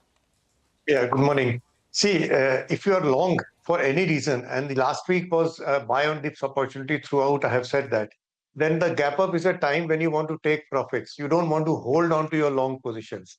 That applies to the index, to the bank index, to Nifty, and as well as for individual stocks, which you have taken short-term positions for in. But if you want to go long, then the gap up is not an opportunity to buy. We will have to wait for a significant dip from whatever highs are touched to think of buying. We should be looking to buy, but today morning is not the time. Wait patiently for a dip. It will come either today or tomorrow. And what's the dip, Sudarshan? And how do you define that in terms of what's the good buying zone for you on the Nifty? It won't be a zone. It will be 200 to 300 points lower than whichever high is made. That should be approximately 24,300, approximately. Okay. All right, got it. We also have Sudeep Shah, like I said, with us. Sudeep, morning. Same question to you. What will your approach be, Nifty, Bank Nifty? Good morning. See, what I feel is with the gap up, 24,300, 24,250 now will become an important support. So, see, a lot of things have changed globally. The trade deal news between the US, China, as well as, say, Brent crude oil prices, the rupee coming to 84 level. So a lot of things have happened in the last week. It was just that the markets were overshadowed by these geopolitical tensions, and now today post this gap up opening, there might be a first say initial dip, but that dip towards 24,250, 24,300 should be bought into, and I feel we are heading towards 24,700, 24,800 in the coming week. So any dip should be used to go long. And still, I would just insist that one should buy quality names and not getting too swayed away by the rally. So quality will still persist, but top quality large cap stocks should be on the radar. What would your trades be, Sudeep? Yeah, so the first stock that I have on my radar is L&T. Last week, good numbers. Post that, we've seen a decent breakout on the short to medium term charts, and 3370, 3380 now becomes a very important support, and we feel that the stock is headed up to 3650, 3700 from a medium term perspective. The second number is, the second stock is Titan. Titan also has given a decent breakout after a 15-day consolidation. It closed above its 200-day moving average significantly post 11th February. So here we feel that a lot of short covering also could be witnessed, as well as the medium-term charts also suggest a decent up move and a breakout from the current levels. So we feel that 34.50 will act as a strong support here. Until this holds, the stock is headed up to 36.80, 37.50 on the upside. Okay. All right, Sudeep, thanks for that. So, Darshan, let's come to your stock list as well. What are you working with? Well, the first is Yes Bank, and that is because of that big, large move we saw on Friday. That tells us that a significant breakout is happening. Wait for a minor dip and go long with a stop under 19. Titan is a buy with a stop under 34.38. PEL is another mid-cap buying opportunity, a stop under 9.88. And finally, Chambal Fertilizers, which has been outperforming, is a buy with a stop under 6.70.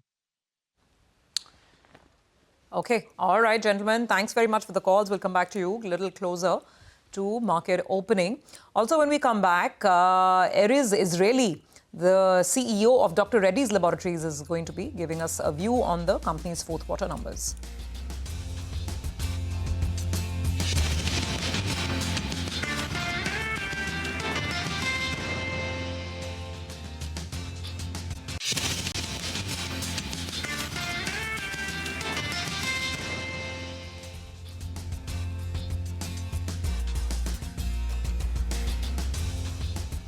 Welcome back. GIFT Nifty I don't think we need to rely on the GIFT Nifty. The pre-open is kicking off and we'll have the first rates come up in just a bit from now. GIFT Nifty, of course, was indicating a 500-point higher start. And I think we will perhaps get that as we begin this new trading session.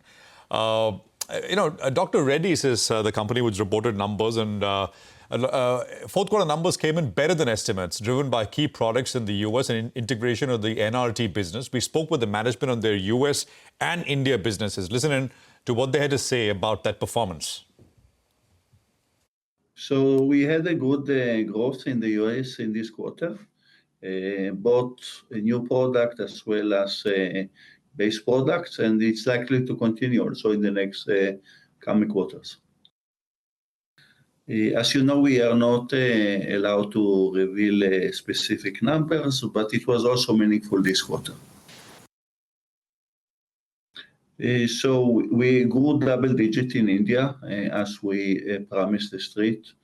About half the growth came from the Sanofi vaccines deal, and half of the other came from the normal course of business. We will continue to grow in double digit in India, primarily as we are licensing and launching innovative products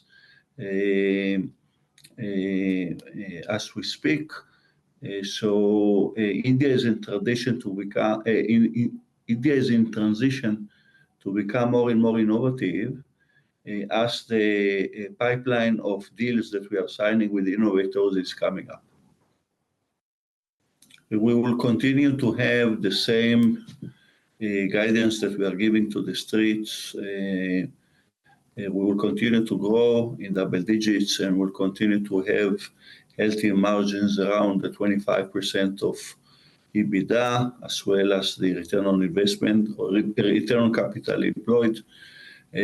So those will be still consistent as an overarching guidance.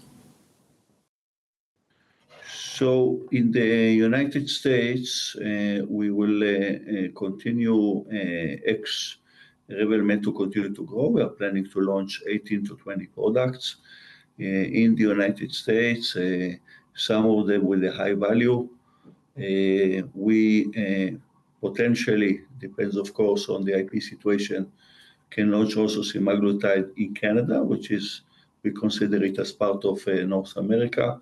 So obviously it depends on the time of the launch and the margins that will come with it.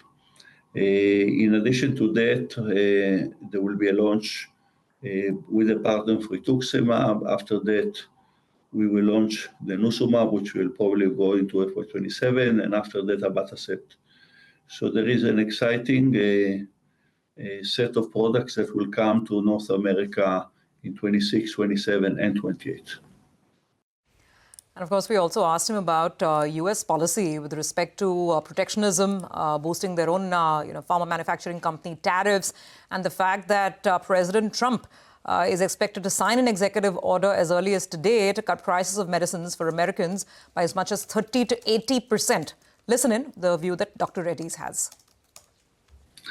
I don't know. As you know, I'm not the one that we have no visibility or insight of what is going to be eventually determined as tariff.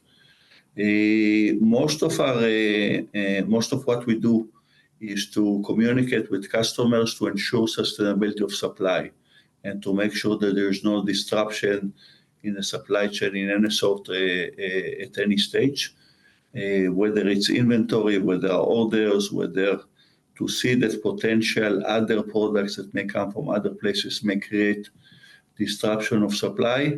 And that's what we are primarily busy with. When, how much tariff will come, when it will come, we'll have to deal with it.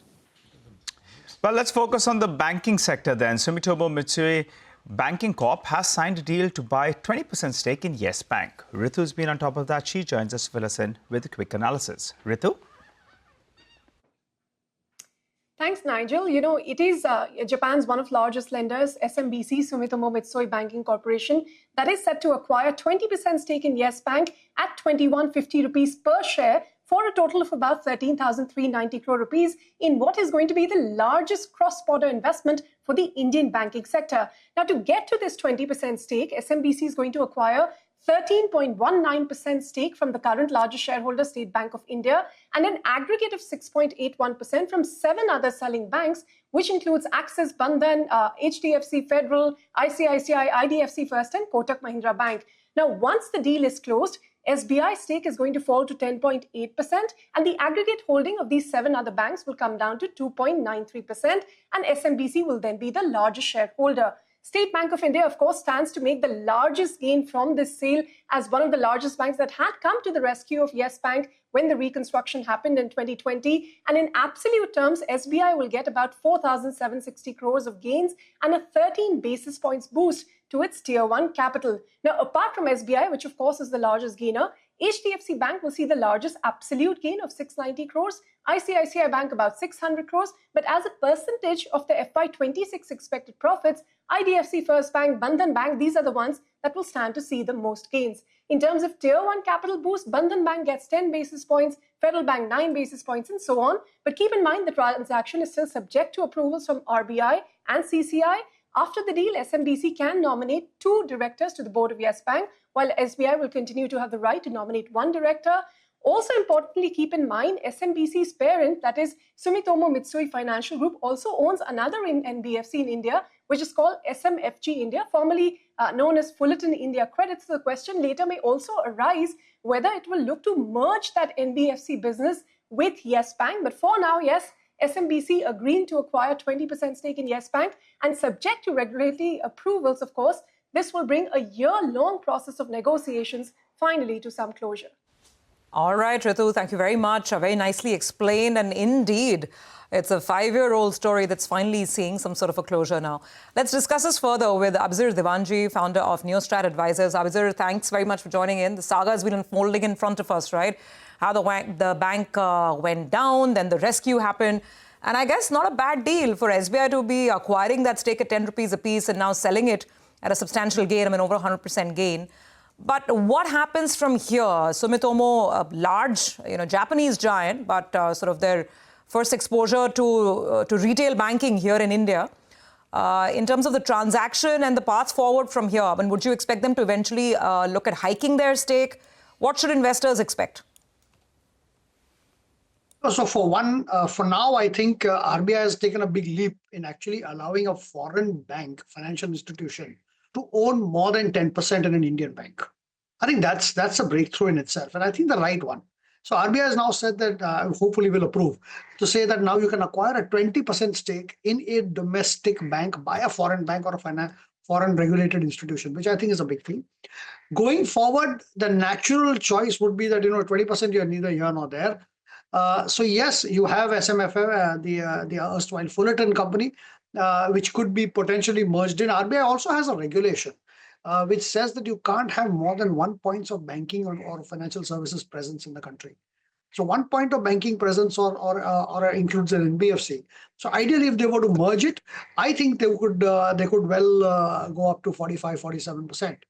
Depending on the price, and thereafter, of course, if there could be public fresh follow-on offering or a open offer presentation, I think Sumitomo does have a outside chance, subject to RBI approval, actually gaining majority control in Yes Bank. And if that is the end of the transaction, I think it will be a breakthrough for Indian banking, because for one, Indian banking will actually see a flow of permanent capital, which is the most important thing. We've had ICICI Bank years earlier having a 9% stake from Temasek.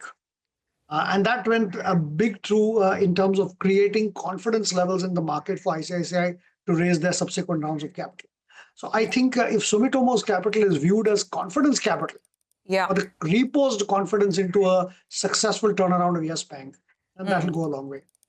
Absolutely, and very important point. So the first is we have to see it, and you're saying that hiking stake could be very much on the cards, depending on how regulations and how negotiations progress. Maybe there's an open offer as well. So now in terms of realizing the hidden value in the asset, or basically sort of bringing it up to age, Yes Bank is still a far cry. I mean, before the crisis happened, I'm just going back to historical levels when the stock used to trade at 300 plus. And then, but even in between, when we had these overtures about some deal happening, we've seen highs of around 30 on the stock thereabouts. So I'm just trying to, ask you, in terms of bringing out the intrinsic value, bringing the business back to its full potential, would you expect Sumitomo to be the right fit?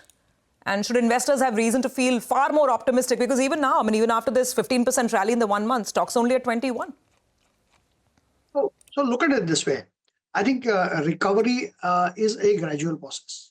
So initially, we had the State Bank and the other banks put in money. They provided capital to Yes Bank. And Yes Bank has now returned the capital to increase their own tier 1 capital, according to your own sheets that you just presented. So at the end of the day, one leg is completed is that the rescue providers have been given an honorable and good exit. Having done that, the next phase is, in the process, they also stabilize their operations. Having stabilized the operations, now we have confidence capital coming, where somebody says that I trust you from the outside. I did not come to rescue you. I have come as a growth investor into your company. And that, I think, is a big confidence booster to the markets to say, yes, the balance sheet has been corrected. Yes, the strategy is in place. And new capital trusts it. Of course, when that capital converts into more majority capital, that will be even more confidence in the markets. So I think it's a gradual process. And yes, it's a far cry, Surabhi, but I think we're headed in the right direction. Speaking of growth capital and rescues, Nigel and I were just discussing this before you joined Bazaar. At least this has gone better than the Bhushan Power and JSW saga, right? That also was supposed to first rescue, then confidence, then growth. Yeah. Abhisar, a couple of questions, pointed questions on this. Do you think the judgment was too harsh? Do you think the court could have gone ahead with, say, a monetary penalty or something on those lines? And will it impact future cases as well? Go ahead. I don't think it will impact future cases because I'm pretty confident that a review bench will take care of it. But yes, you're right. I think it'll head towards a penalty, which is possibly due because of the delayed plans for whatever reasons. And I think imposing a penalty is about the right charge as against putting it in liquidation, because that doesn't help the very core of IBC. So I do believe that that decision will get reversed. And if it does get reversed, it will have no impact on the others. Abhisar, just a 10-second answer. So you expect the RBI to take a slightly more generous view, even if there was to be an open offer, which means Sumitomo increases the stake. You think that is a possibility? So there is no open offer requirement now. That's a right now, yeah. But in future, there is no open offer requirement. But in future, if they increase the stake, yes, there will have to be. All right. But I think the more important breakthrough is the RBI now open to pools of capital. So you have to understand, when mid-tier banks have to grow, the market needs to be sure that they have the ability to raise good amount of capital. Right. In India, we have not, unfortunately, given licenses to corporates, which have a flow of capital available with them.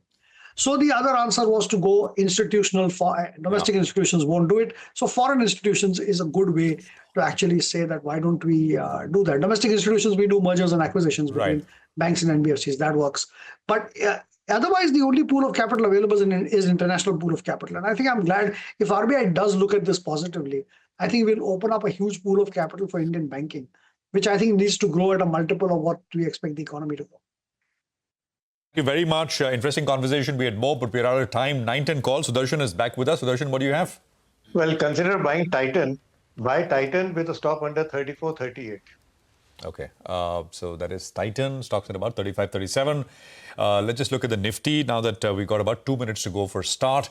I think it's indicating a 400-point higher start. Ekta is here to just summarize the news flow around pharmaceuticals. Could be a sector in focus today. Ekta, over to you. Hi, thanks for that. Well, yes, the Trump tweet on Truth Social basically has shaken up a little bit of sentiment in the pharmaceutical space because he plans to sign an executive order on Monday morning, their time, which says that prescription and pharmaceutical drug prices will be reduced almost immediately by 30 to 80%. They will institute a most favored nations policy, and the US will be paying the same price as the nation that pays the lowest price anywhere.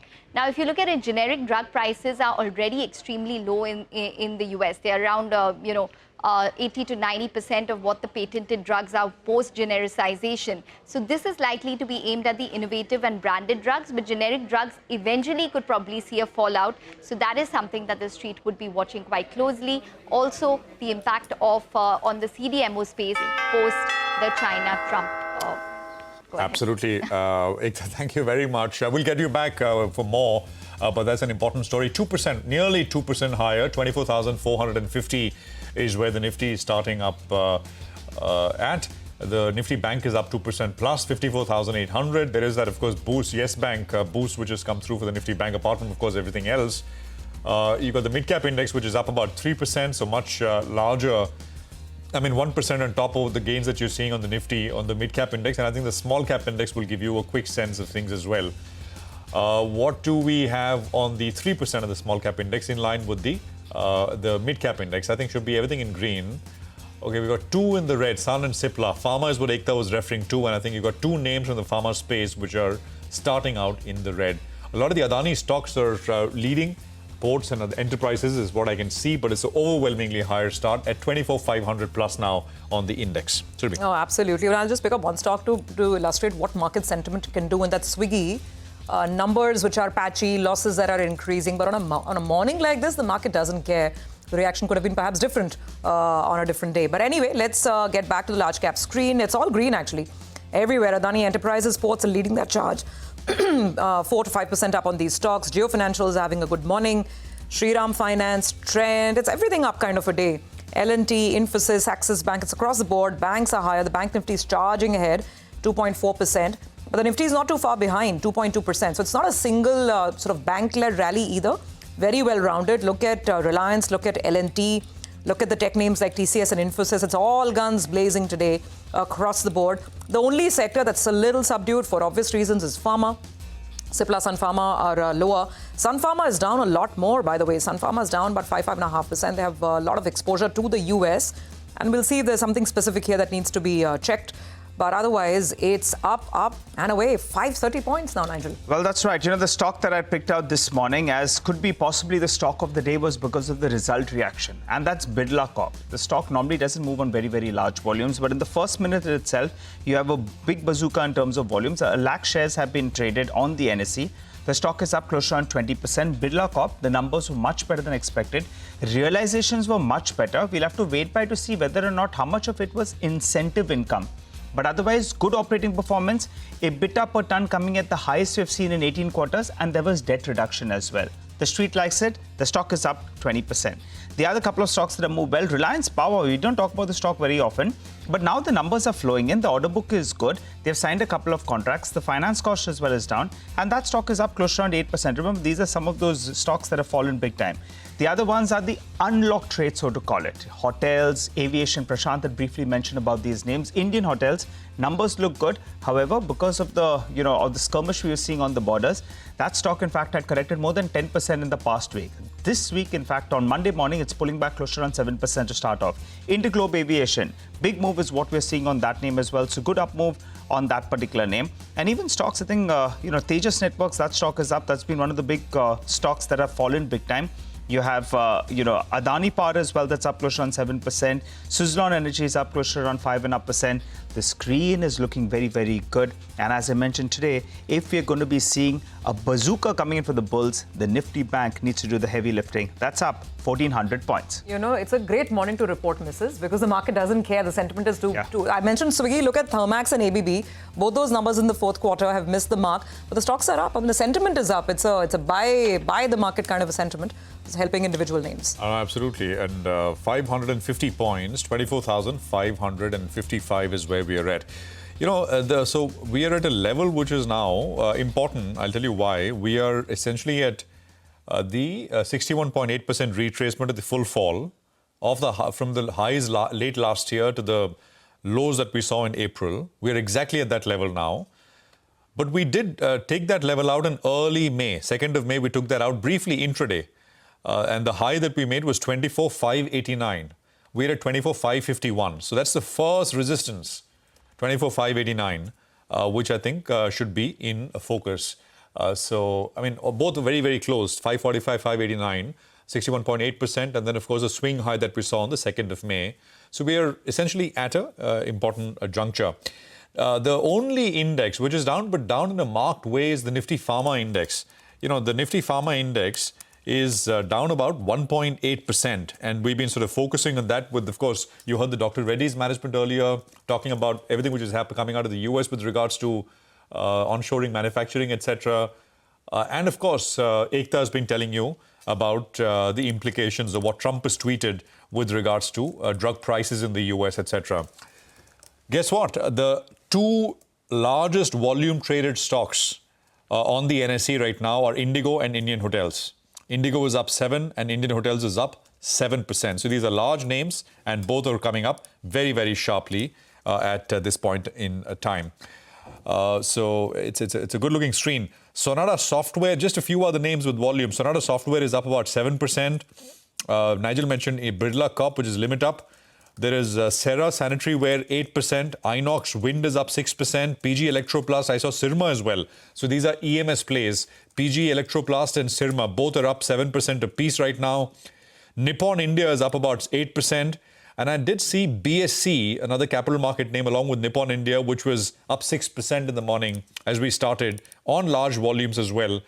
So that'll come up as well. 7% on BSC. Stocks past 7,000 rupees. So that is, I think, a new high. Yeah, it is a new high for all-time high for BSC. I think this is the first time that the BSC has gotten past the 7,000 rupee mark. So that is another one which is doing very, very well. 566 now on the Nifty. Manishi Ray Chaudhary is Chief Executive Officer at Emma Capital Partners. He's with us to take some questions. Manishi, good to have you with us here. Positioning was light. And there is a lot of covering, etc., which will take place. But how do you assess the, not very long term, but I mean medium to even slightly nearer term outlook for the markets from here? Because there's that US-China as well, around which we will get more clarity, and that can provide more risk on. What's your sense? Absolutely. The best part of the market now is that there are many stars which are aligning together. So on the one hand, we have the first round of talks between US and China, which, it'll obviously take a long time for them to reach a final agreement. But it's clear that, the fact that talks are happening is the first step towards a potential agreement, and therefore the first step towards reducing the kind of uncertainty that prevails across the world. Simultaneously, we have had some of the pronouncements from the large tech companies in North Asia, which seems to indicate that the bullishness and the kind of capital spending that's happening on AI and other areas are likely to continue. We have seen those commentaries from TSMC and some of the other Korean companies. Third, In India, the military skirmishes are now behind us, and the market is looking forward to more stability on that front also. We're kind of more than halfway through the result season. It's been mixed, but it hasn't turned out to be as bad as some market participants might have apprehended. So it's a combination of all these things which are driving the entire emerging markets higher. And add to that the fact that there is now the reverse flow happening from the United States back into the emerging markets, which is clearly visible in how the US dollar is behaving. Put all this together, it's actually a good time for Asian markets and specifically for India too. Okay, good time for Asian markets and for India. Manishi, thanks very much for joining in. Indeed, it's been a good time. I mean, given all the turbulence, April was a good month. May, we got hit by this geopolitical issue out of nowhere, and yet the market has managed to march on. So indeed, the question is, have we sort of seen the best for the year, or is this just a base building for things to really pick up in the second half? What's your sense? My guess is going forward, I think the market performance would be more in line with the kind of earnings growth that we are likely to see. And that for fiscal 26 or even for fiscal 27 would possibly be in the early double digits to mid-teens, so somewhere around maybe 12 to 14%. Valuation in India does not still give a lot of comfort. It is trading at about 20 times or so 1 year forward, which is slightly higher than the long-term average that the major indices have traded at. And I think, so that is something investors would have to be a bit careful about. So I think the way to trade India would be in terms of very careful stock selection, avoiding, the very highly valued sectors and stocks, because in case of a US recession, as we have seen historically, it's actually the expensive stocks that take a beating. Much of the downdraft into the market arises from valuation decline and not so much from earnings estimate decline. So, if investors focus on careful stock selection with the strong growth objectives and reasonable valuation, I think there is significant opportunity to be taken advantage of in this market. So where are the opportunities then, Manishi? Give us the top couple of themes that you're betting on. Right. I will name three sectors, and they're not too different from what I said. I think it was on your channel about a month ago. Number one, the private sector banks. I have long been, a fan of Indian financials. If you look at the longer term, the penetration of banks, organized sector financials is nowhere near complete, and the private sector banks are the ones which would gain market share. Second, I would also focus on consumer discretionary. This is more of a medium-term theme. There's money coming into the hands of Indian taxpayers and also in the hands of the Indian government servants. So consumer discretionaries, including autos, including the EMS plays, they all fit into this bill. Third, I would also point out industrials, including defense. And in fact, this enhanced defense spending across the world is going to be a global theme for the foreseeable time horizon. We have seen it in Europe. We are going to see it in Asia, in particular in India. And I think the government's focus on infrastructure and the government spending momentum is also coming back after a brief lull during the election year. So these are the three sectors I would point out in particular. Okay. Those are some of the specific areas.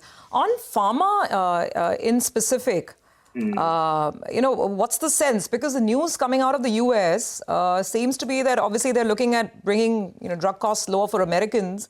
Right. Now, it seems that this order that he's speaking of, Mr. Donald Trump, that he's going to sign today, that's going to be more for manufacturers of patented medicines. But then if patented medicine prices go down, then it's obvious that their generic version prices will also have to be lowered. How are you looking at pharma, given the very close linkages to the US market? Right. So, one doesn't know exactly what this order would entail.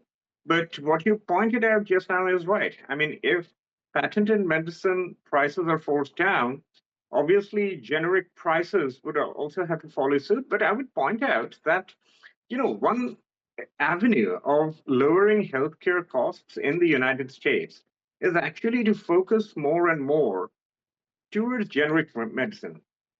So if that is indeed the case, then while prices may see a downdraft, generic medicines could be used a lot more, and therefore, in the longer term, these Indian generic manufacturers could turn out to be gainers. But for the present point in time, we simply don't know what would be the contours of this, this new order or new agreement would be.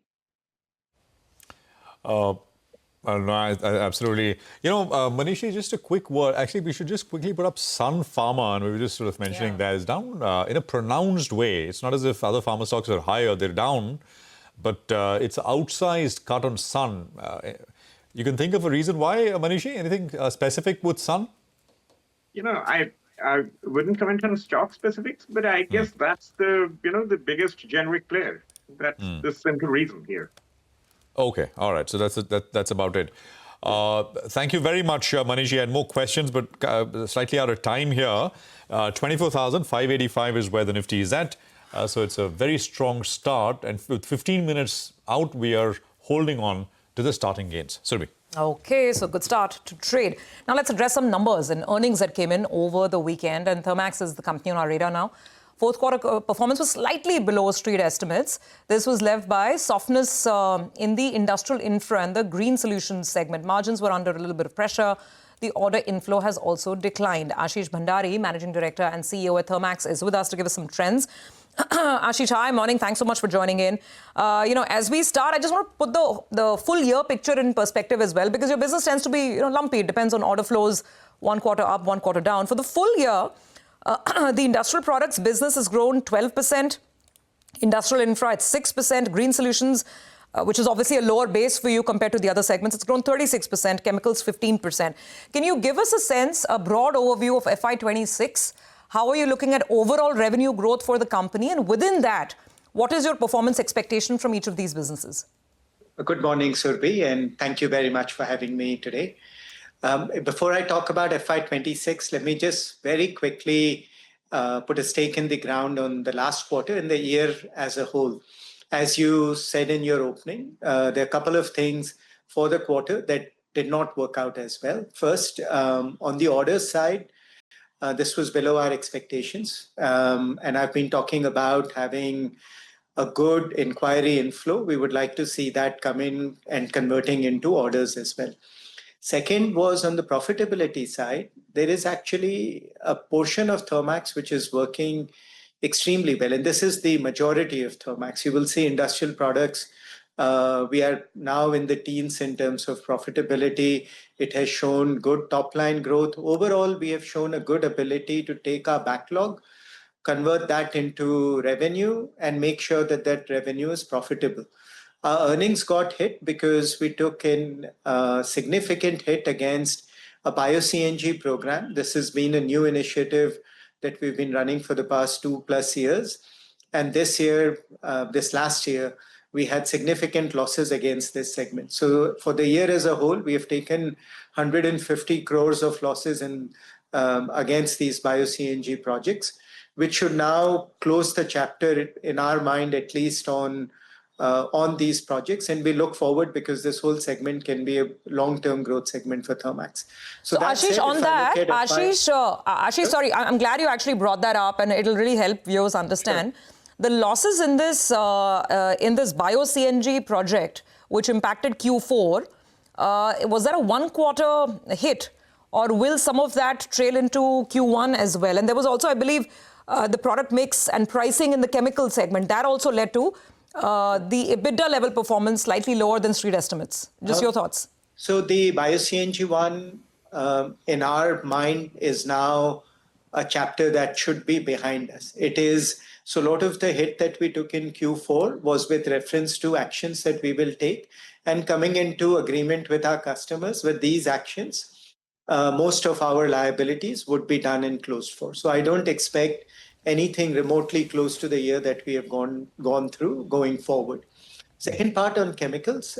Chemicals is a good story for Thermax, and we'll continue to grow this. It grew 15% last year. We think it can grow much faster than that. We have a brand new plant which has come into play, so the depreciation base will go up, but we are actively looking to increase capacity. We have done some M&A. We have started teams to grow into newer areas. So all of those costs have been built into, and we have still delivered the profitability that we did in chemicals.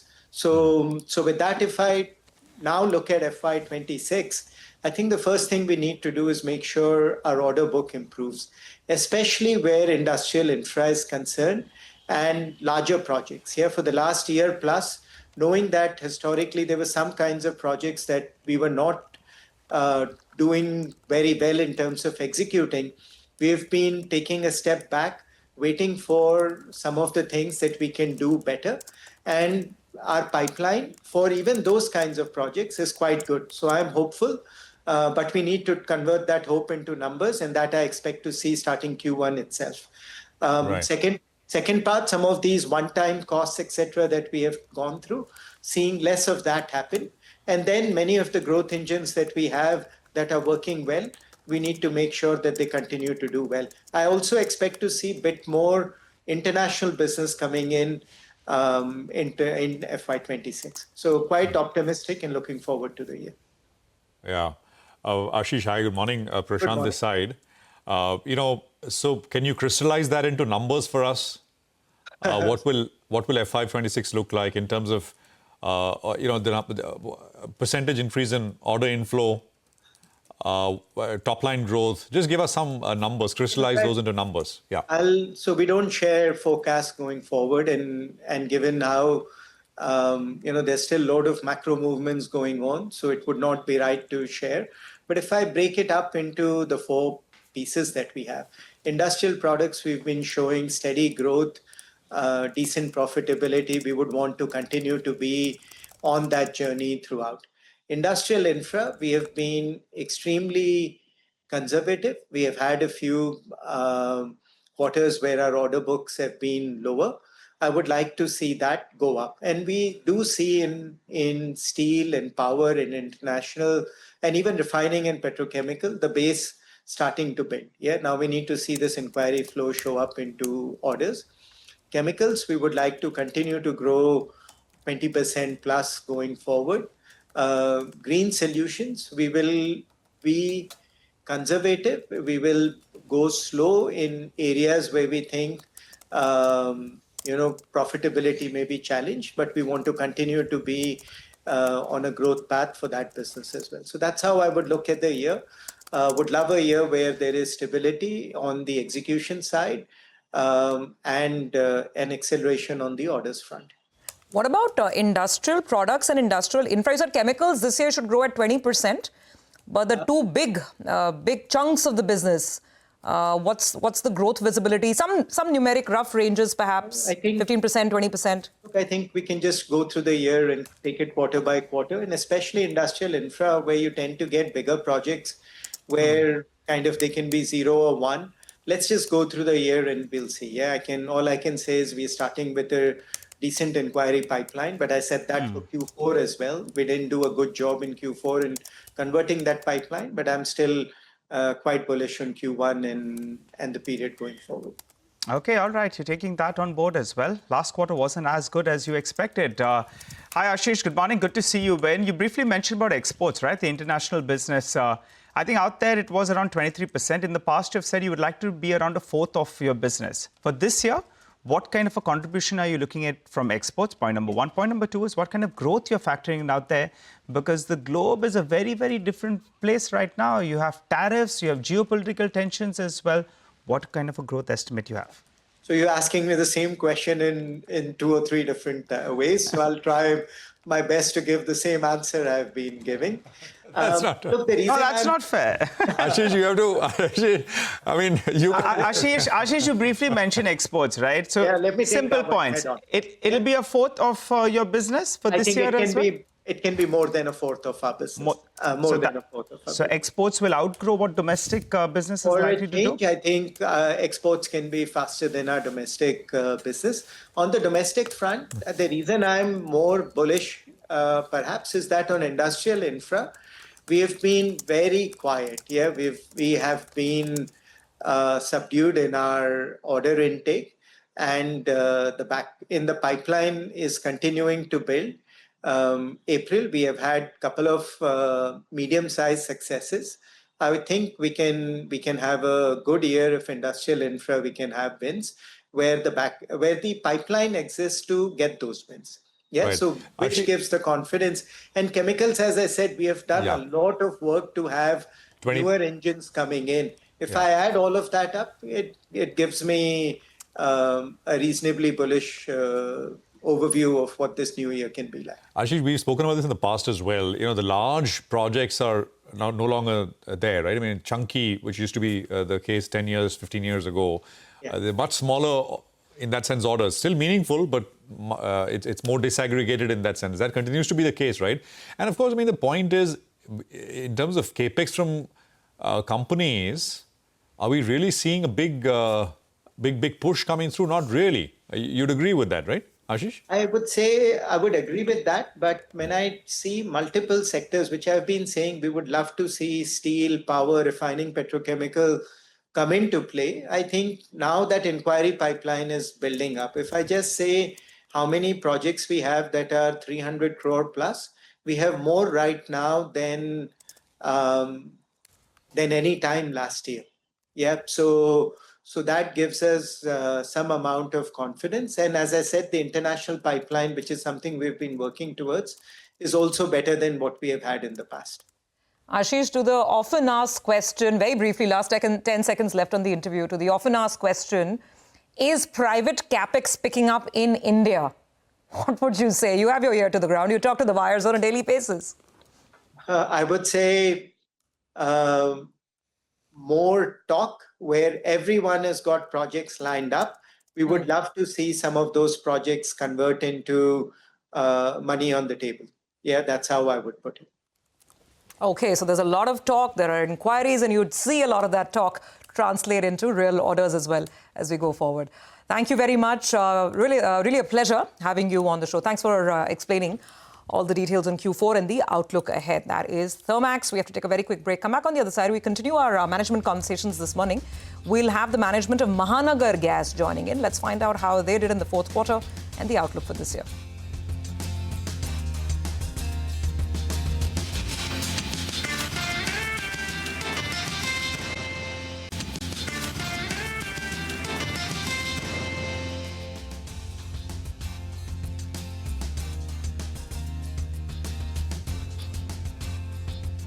Welcome back. This is Corporate Trader, and as promised, let's get straight to the next management. Mahanagar Gas reported actually a healthy performance in the past quarter. Their margin expansion was supported by price hikes. Volumes as well came in line with expectations. But what's the way ahead? That's the big question. We have Mr. Ashu Singhal, the Managing Director at Mahanagar Gas, who joins us on the show.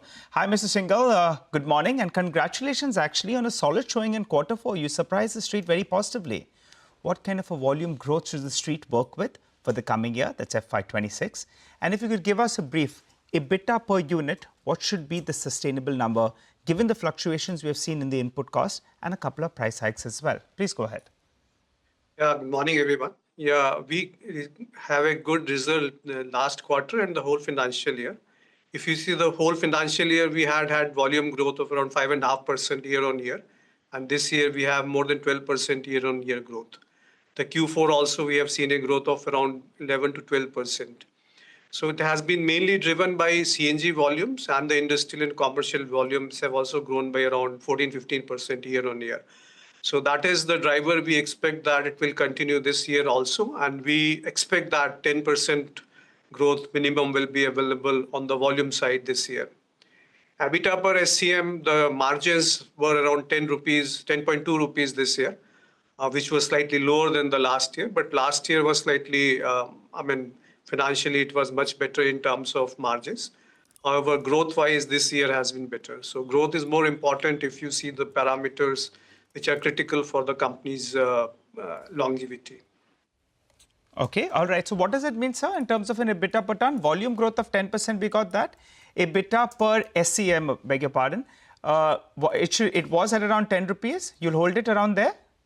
Yeah, I mean, last year it was 13.9 rupees and this year it is 10 rupees. So we expect around 9 to 11 rupees or maybe 9.5 rupees also. It depends on, how the crude prices fluctuate, because a lot of our gas is being purchased through crude mechanism, and APM gas allocation has come down in last 3-4 months. So that will be high on our procurement cost side, as well as it depends on what is the Henry Hub prices and how much price we can pass on to the customer. Yes, but 9 to 10.5 rupees would be the new guidance for this current year. Right. So, in fact, that was exactly my next question. If you could give us some more color into this whole, gas availability or mix, your feedstock mix, because that's been the big talking point over the last couple of months, right? The gradual declining trajectory in the APM gas share in your overall mix. And I think there was some back and forth, and then there was some talk about it being reinstated, not as low as what the market was fearing. But you'd agree that the general direction of getting more APM gas is on a declining side, right? So what is your feedstock mix going to be? And do you feel you have enough elbow room to pass on price hikes in the next couple of months? I mean, if you see the holistic macro level picture, yes, the APM gas has been coming down, but there are 2-3 aspects to it. One is the domestic PNG. We are getting 100% gas allocation of APM, which is the domestic gas, the cheapest gas available in the country. Coming to industrial and commercial, we were never getting the domestic gas, so it was always being met through RLNG import or LNG imports. Now the CNG segment is where the fluctuations has been happening. We were having around 70%, which came down to 50%, then 36%. It again rose to 51%. Now it is at 36% level. But the good part is that the Indian crude basket has also come down. So currently we are having around $64 per barrel, the price level, and 12% of that is the new well gas. So whatever APM deallocation is happening is getting converted into new well gas. So weighted average, yes, the procurement cost is going up. How much we can pass on will depend again on what are the petrol, diesel prices, what are our margins, and how much volume growth or trajectory we want to maintain. One important aspect is that we want to give more stability to CNG prices. So we don't want to keep on changing the CNG prices. No, absolutely. You said APM gas as a percentage, the share is right now at 36%, right? Or CNG, standalone CNG. Standalone CNG. And you expect it to be at least at 36% for how long? And what's the visibility till the next review or till the next change on this? As I mentioned, whatever deallocation of APM is happening in CNG is getting converted into new well gas. Correct. It's slightly costlier than the APM gas. No, I'm talking about the old well, the one that you were getting at lower prices from the old well. That allocation, that is at 36%, right? Yeah, for CNG it is 36% and it may come down next year. I mean, corrections have happened since last 3-4 months, so we don't expect any changes in a sudden manner for next at least a year or so. There can be some minor adjustments, but as per the Kirit Parikh committee recommendation, around 7% annual reduction is expected every year. So we think maybe around next year, March, April, we will see another reduction. Okay, so 1 year you are stable at 36%, then it could come down the recommendation is 7%. We see what the final view the regulator takes. Got that? Absolutely. Okay, all right. Sir, I wanted your take with regard to the recent directions we have been hearing about the BMC. They have been talking about larger number of roadside vendors and eateries that have to start shifting to clean fuel, and they have mentioned that probably the street believes that you could be a beneficiary. I think this implementation, they have mentioned the use of either CNG, PNG by July 8th, which could be a positive for a company like yours. What is your comment on it? See, there are two aspects to it. One is the eateries and the bakeries, and the other part is the diesel and petrol vehicles getting converted into CNG or electric vehicles. So eateries and hotels and small bakeries will be, we are exploring that. Our network is already present. We are already supplying around 400 to 500 bakeries which are getting PNG. So we are in discussion with the bakery owners and other stakeholders to start supplying more PNG.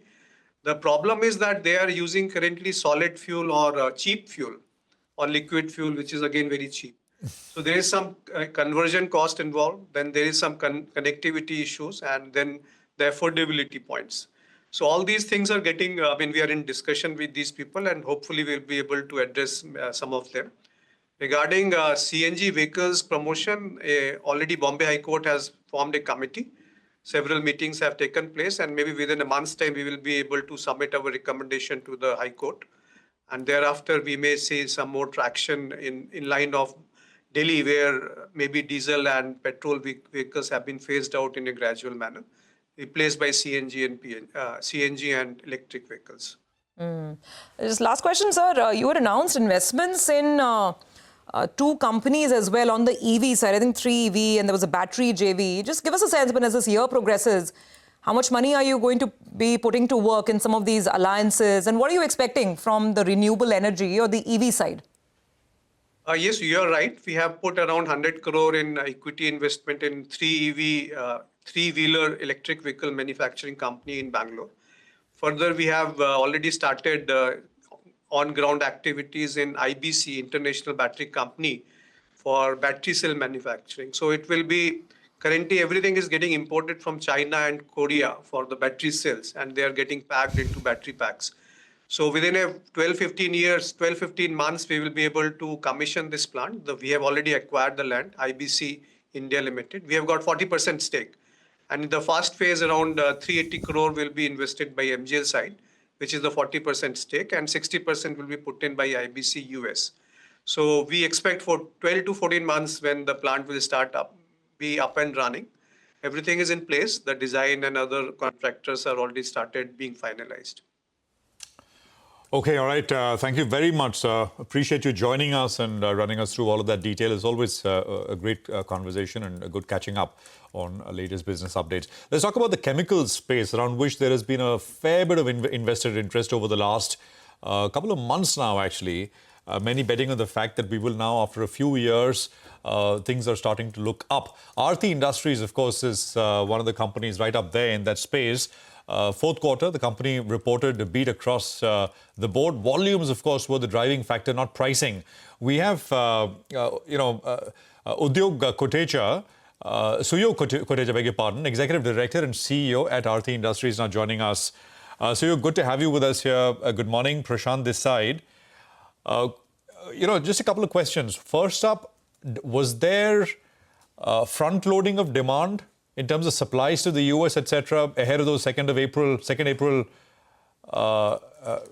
tariffs? Did that contribute to what you reported for the Jan to March period? And how much was that impact?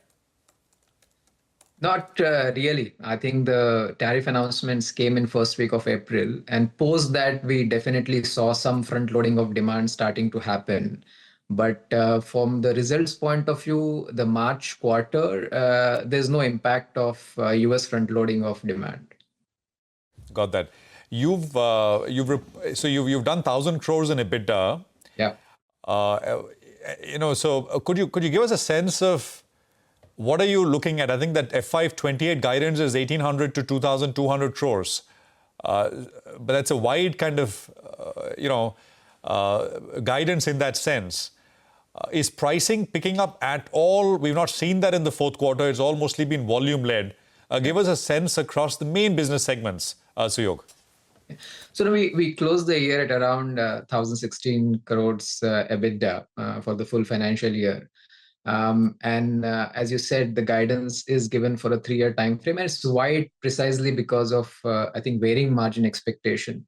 Right now, as we speak, we are seeing demand recovery across all of the end markets. And that is what I think we are sort of budgeting and planning for from the next 12 to 18 months kind of time frame. From a margin recovery standpoint, frankly, not yet visible.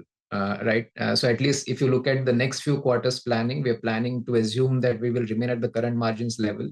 but we continue to push the volume to retain and grow market share in the key markets where we are present. Margin recovery, our sense is at least some time away, given the overcapacity situation in China at this point in time, plus lot of uncertainty around the tariffs, US tariffs, and in that context, impact on the global trade flows. We think it will take some time for margins to start picking up. All right. Hi, Suyog. Good morning and good to see you. When the market got a lot of confidence once a professional CEO came in at the helm, and that's definitely helped sentiment, and the results as well are there for the taking. So good work on that front. Now, a couple of questions here. Volumes, I think, in the past year grew by close to around, I think, mid-teen, if I'm not mistaken. For this year, what kind of a volume growth you're looking at? Point number one. And point number two, as Prashant said, you did roughly around 1,000 crores, right, in the past year. And you'll have given that ambition to go to more than 1,800 crores by FY28. If that is the case, the EBITDA number needs to grow at around 20-25%. Would that be a fair estimate?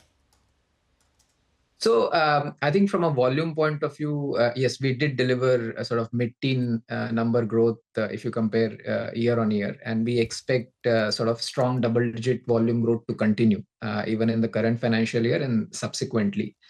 If you look at our 3-year guidance, I think we've been very clear in terms of where this jump is coming, right? Broadly, there are 3 levers. There's a cost optimization, which is expected to deliver anywhere between 150 to 200 odd crores.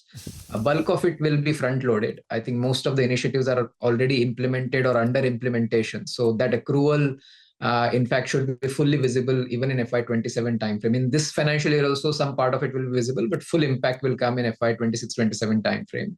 The second big margin ramp up is happening through operating leverage, right? Where volume and margin in the existing capacity, existing value chains are expected to go up. That's a bit of a sort of 12 to 24 month kind of journey. Different value chains will pick up at different point in time. And the remaining 350 to 500 odd crores of EBITDA growth was expected to come from the new CapExes, which will get commissioned, which will start to get commissioned during this financial year, but the full impact of it will be visible starting from next financial year. And that's where this range of 1,800 to 2,200. So fair to say it is not completely back-ended. There will be year-on-year visibility in terms of how this growth will start accruing to the bottom line over the next 3 years. Brokerages are assuming more than a 20% growth on EBITDA for this year. They're not wrong? Well, as I said, I think we've now given a 3-year guidance, and we have also very clearly mentioned what growth levers will contribute to how much. I think we remain focused on execution of the same, and let sort of results speak for themselves. All right. So what about the CapEx for this year? I think you've laid out close to around 1,000 crores. What is the asset turn on this 1,000 crores that you're going to be putting in? And I think the debt number you have mentioned last time around, I think the management indicated that maybe it's peaking out. So what's the absolute debt number and where is it headed? So on the capex front, last year we ended, I guess, at around 1,370 crores, and this year the capex number will go down significantly at around 1,000 crore levels. We are trying to close the year with a three-digit capex number, but that's the range expected. Bulk of it is going to our new greenfield sites near Jagadia, so we call it Zone 4. And that's where we are commissioning, a lot of multi-purpose capacity as well as our chlorotoluene value chain investments, which are likely to get commissioned from a staggered commissioning during this financial year, but full volume ramp up expected in the next year kind of time frame. I think on the debt front, yes, we ended the year at around 3,500 crore. I think the aspiration is to retain at this level. Right. I think this year we will see stabilization of debt in terms of ratios. And in the subsequent years, as the capex starts getting to optimize, we will see much better debt to EBITDA numbers going forward.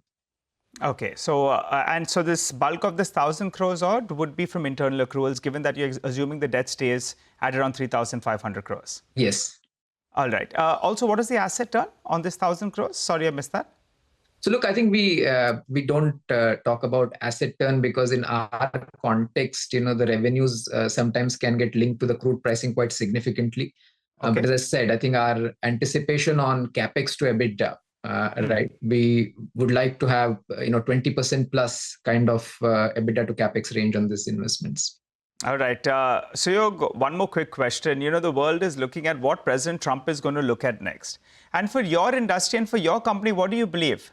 that these tariffs that have come in place, it throws up a big opportunity, and that China plus one strategy actually will benefit a company like yours? Because everyone's wondering who the United States will quote. Is it going to be more India or is it China? You tell us. Well, look, I wish I had that magic ball, but I think...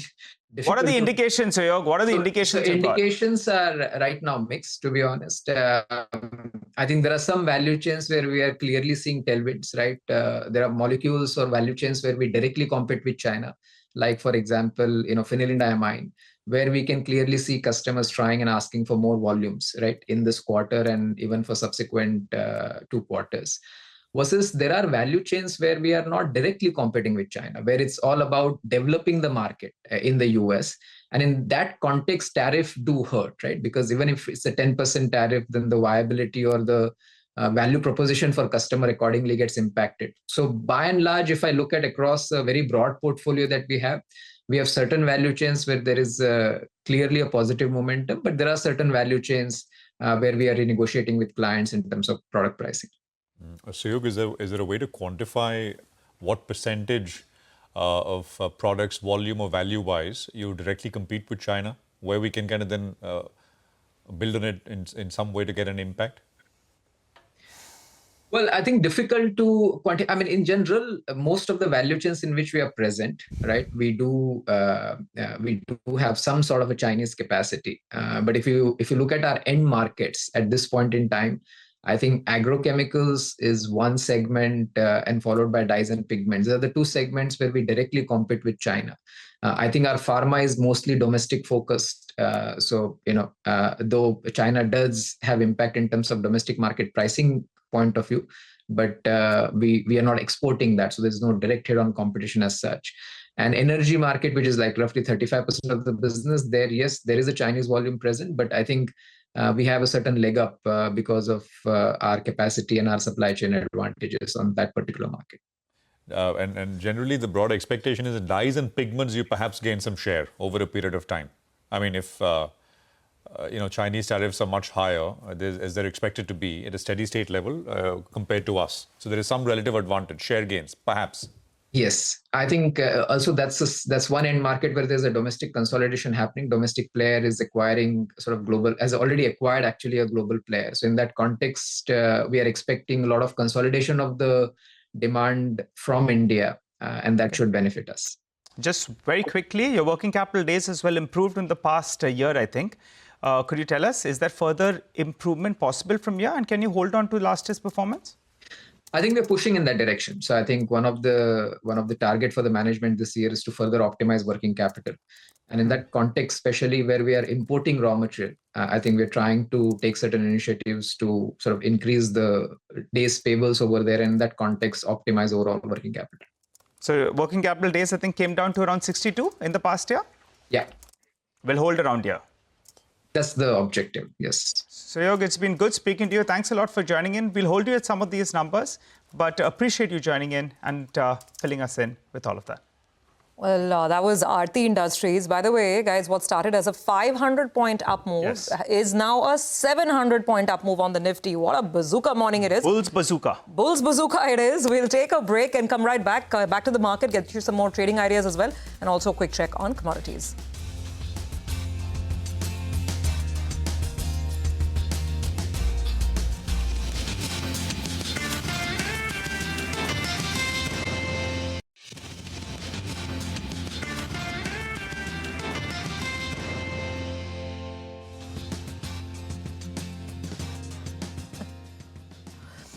Welcome back. As we've been telling you, bazooka for the market, 700 points up on the Nifty. And if you look at the mid-cap index, it's up over 3%. So it's up, and away, really. We'll get you more specifics on trades and the stocks that are moving around in just a bit. But let's also keep an eye out on commodities. Manisha is joining in. Manisha, good morning. So there's a trade deal, it seems. Finally, US-China talking. What's the latest? Oh, well, yes, it's absolutely a risk-on trade happening right now, and that is the reason gold is not in favor. Having said that, gold prices haven't declined too much. Actually, when you look at the last 8 or 10 months, we've seen gold prices in one way, and it has seen corrections, but very far, few and short-lived. So prices are trading at below 3280 at this point in time. Remember, we've seen a 3500 of an all-time highs. So if you look at since then, prices have traded between 3200 to 3400 on the higher side. Markets waiting for some big news to come in before we can actually see prices go either ways. Well, the dollar index should come in on your screens because that clearly has strengthened to 100.5. That seems to be weighing on gold prices right now. And as you mentioned, it is going to be about the US-China trade deal where there's an expectation that there would be a joint statement from both the countries today, and the markets would be looking at details from that. As of now, from where we stand, it's 145% on China from US and 125% of a retaliation coming in from China. These numbers could go down considerably in the announcement today. Apart from that, what also is weighing on in case of the gold prices is India-Pakistan ceasefire. We did see some buying happening, especially in the Asian region in sense of physical markets because of this, but that seems to be low there. The volume's not too much to talk about in Asia. And then it also has to do with the US Fed Chair Powell testimony or speech coming in this week, and ruling out preemptive rate cut in response of tariff-related concerns is also weighing on in case of gold prices there. Interesting JP Morgan report on gold says that they're looking at higher prices from here on. By the fourth quarter, you could be looking at an all-time highs coming in yet again for gold. Next year could be 4,000. And by the time the US President Trump term ends, the gold prices could be at $6,000 an ounce as well. Interestingly, it's not just JP Morgan because most of the other banks and brokerages also have kept on with their high gold price forecast for this year and the next. None of them really revising it on the lower side. And that is about gold. But when you talk about risk on, and as has been the case with equities, metals, the crude oil prices also are trading on a firm note. 4% up in the previous week, and the prices have extended more gains in the Asian markets right now. The crude prices also will be looking at US trade-China deal. It's going to be about China exports for the month of April, which have been supportive. And China oil imports in April on an year-on-year basis have gained up by 7%. OPEC output also, when you look at that, has constantly declined, even as they're looking at increasing output. But Libya, Venezuela, Iraq output actually has seen a decline in the previous month. And then US sanctions on Iran is another thing that the street has an eye on. Lower crude output is something that has been supportive for the markets there. All right, Manisha, thank you very much for that. So a lot to track in commodities as well, but broadly, like in equities and commodities as well, it is risk on. Now, after the ceasefire was announced between India and Pakistan on the 10th of May, that is Saturday, today at 12 noon, DGMO level talks are scheduled to take place. My colleague Shirin is joining us from Delhi to tell us what to expect. Also, some latest news updates coming in with regards to airport closures and what next there. Shirin, over to you. Well, thanks very much, Prashant. Yes, to start with, the good news is that it has been a night of calm or relative calm across the borders.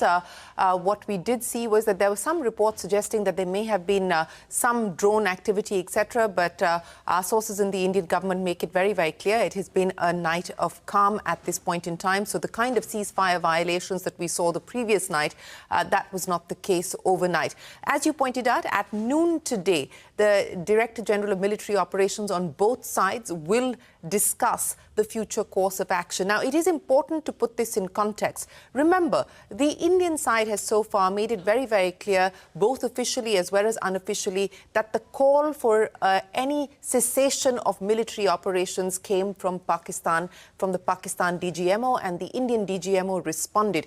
India has neither commented nor acknowledged the attempts by the US to take credit for any kind of mediation.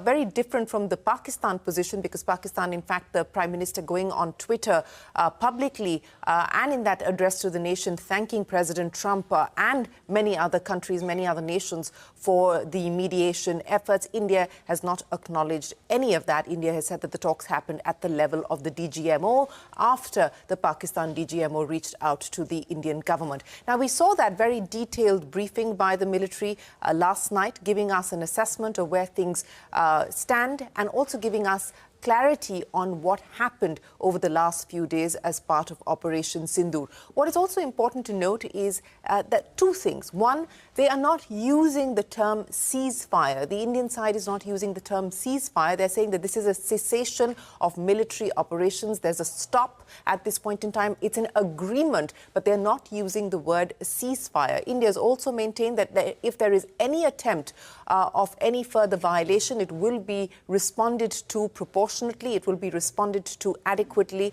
and there will be absolutely no there should be absolutely no confusion about the fact that India will not respond. So that was, again, something that was highlighted and clarified in that press briefing that the military presented us with facts as well as evidence of what has transpired. Now, post this call today, we will have to wait to see what happens further on the ground as far as activities and operations are concerned. But you were talking about the airport closure. This is our colleague Madiha reporting at this point in time that the Note 2M, or the NOTAM as it's called, for 32 airports. The closure of those 32 airports is likely to be revoked on account of the fact that we are now seeing some degree of normalcy return. So a lot of the airports across the country, especially in the states and cities along the borders, had been asked to close down for civilian purposes. They were only operational as far as military purposes are concerned. Of course, it will take time for airlines to reschedule operations and so on and so forth, even after the closure notice is revoked. So that is going to be something to watch out for as well. But, you know, Prashant, the larger question now in terms of the way forward is also how the India-US engagement proceeds from here. Because remember, President Trump was the one who tweeted news of the ceasefire even before the Indian side went public about it. Not just that, what we have seen yesterday specifically from President Trump, equating India and Pakistan, hyphenating India and Pakistan, makes the situation difficult and complex for India, because President Trump is not just talking about a cessation of military operations. President Trump is also talking about increasing trade, in his words, with both nations. This happens at a time when India is negotiating its bilateral trade agreement with the US. In fact, the Commerce Minister is expected to be headed to the US in a few days from now. Next week is what we were given to understand. So all of this is now going to be seen in another dimension, perhaps, because one will also have to factor in what the US intends to do. The US has talked about a neutral site as far as possible mediation is concerned. And of course, India making it clear at the level of the Foreign Secretary's press briefing that there is no question of a mediation on Kashmir. The only possibility is as far as POK is concerned. So all of these are now moving pieces, are moving parts that we need to look at very closely. But it is going to now be a far more complicated, complex engagement with the US, and India is going to have to maneuver this carefully. And you know, Pakistan is going all out. Shehbaz Sharif tweeting once again, thanking President Trump for the role that he's played in establishing peace in the region. So that is going to be something that we need to be mindful of, and we need to see how all of this develops over the next few days. But as far as the military operations are concerned, the Indian Armed Forces continue to be on standby, in vigil, ready to respond to any possible violations if those violations do happen. But as we pointed out, that it's been a relative night of calm across the border. That is what sources are suggesting and indicating at this point. Prashant.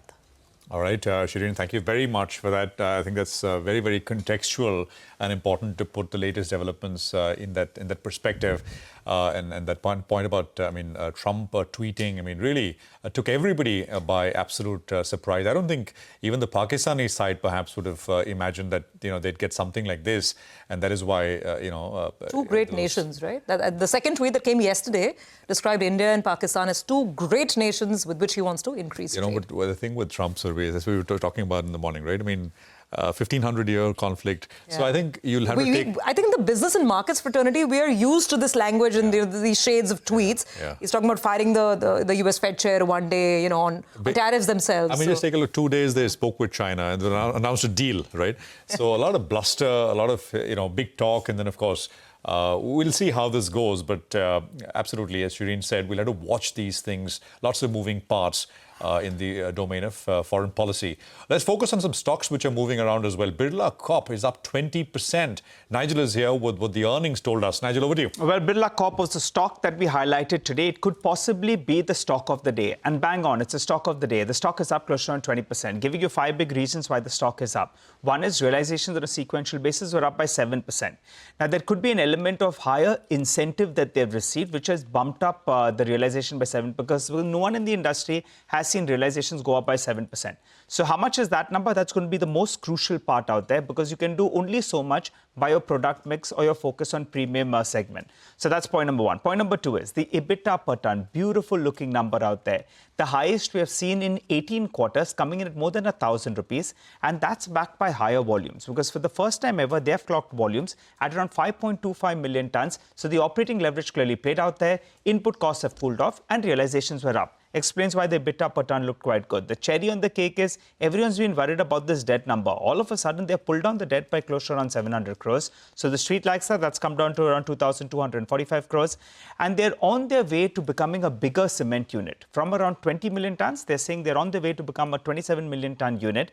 And for the current capex of around 6.2 million tons, they have, if you just do the math, it comes to an EV of around $82 per ton. So they're adding capacity at not very, very expensive capex. And finally, it always has that cushion of valuations. It trades at around $60, $65 per ton for a cement company with a capacity of around 20 million tons.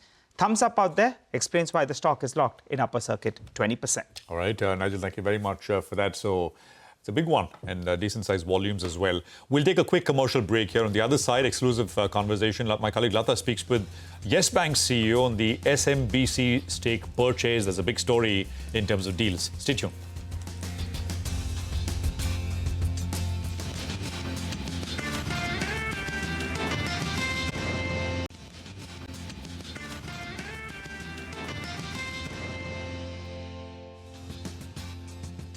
Yeah. Welcome to a special edition of Newsmakers. The biggest news in the market, other than, of course, the big political news, is SMBC buying a 20% stake in Yes Bank.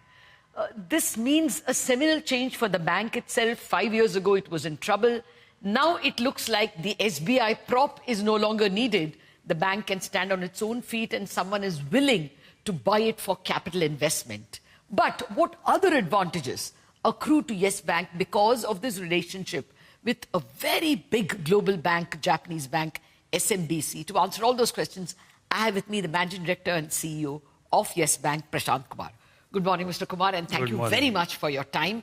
Congratulations first. This is a seminal change for the bank itself. No, thank you so much. I think it's a very, very significant transaction in the transformation journey of Yes Bank. First, if you can tell me, when does it get completed? Because I'm still seeing Sumitomo Bank to buy a 20% stake. When do we say they are holding a 20% stake? So now it would require the approvals from Reserve Bank of India and Competition Commission of India. And we are hopeful that the whole transaction would be completed in the second quarter of this financial year. Okay, so we understand that at that time, the Japanese bank will be able to appoint 2 directors on the Yes Bank board. Now tell me the journey from there. How does life change for you? Are you, how will you liaise? Will they give you more trading partners? Will they give you MNC clients? What will they give you? I think the first important thing, there has been a overhang on the bank where the question was that SBI, being 24% equity holder, cannot continue for a long time. It means we need to have a strategic partner. And that was very critical for us. I think the SMBC, who are the second largest financial banking group in Japan and 15th largest in the world. And they are known for their corporate governance, reputation. They coming and investing into Yes Bank at 20%. That is also a confidence. Yes. That is a confidence in the franchise. That is one thing. Second thing, they are, as a strategic investor, always a very long-term investment. Unlike private equities, where always there is a short-term objective, it's a long-term investment strategy. So this investment would definitely build this franchise for future. So we are quite hopeful that this investment would be an opportunity for re-rating of the bank. Because this overhang... That is discussed. Yes. The re-rating is there because you don't need SBI crutch anymore. Somebody has respected Yes Bank for the franchise it is. Right. And someone very reliable. I'm asking you for life after second quarter. No, I think it's important because the life, when we talk about what is going to happen in the future, how it is going to give that kind of support. Re-rating itself would give us a lot of opportunities, both on funding side as well as on the lending side. Okay? Because there are a lot of corporates, government entities, okay, who don't place deposits, who don't allow you to work with them unless there is a minimum threshold of the rating. Okay. That is one part. Okay. Oh, you expect a rating upgrade shortly? That's why I was talking about we are looking for a re-rating of this stuff.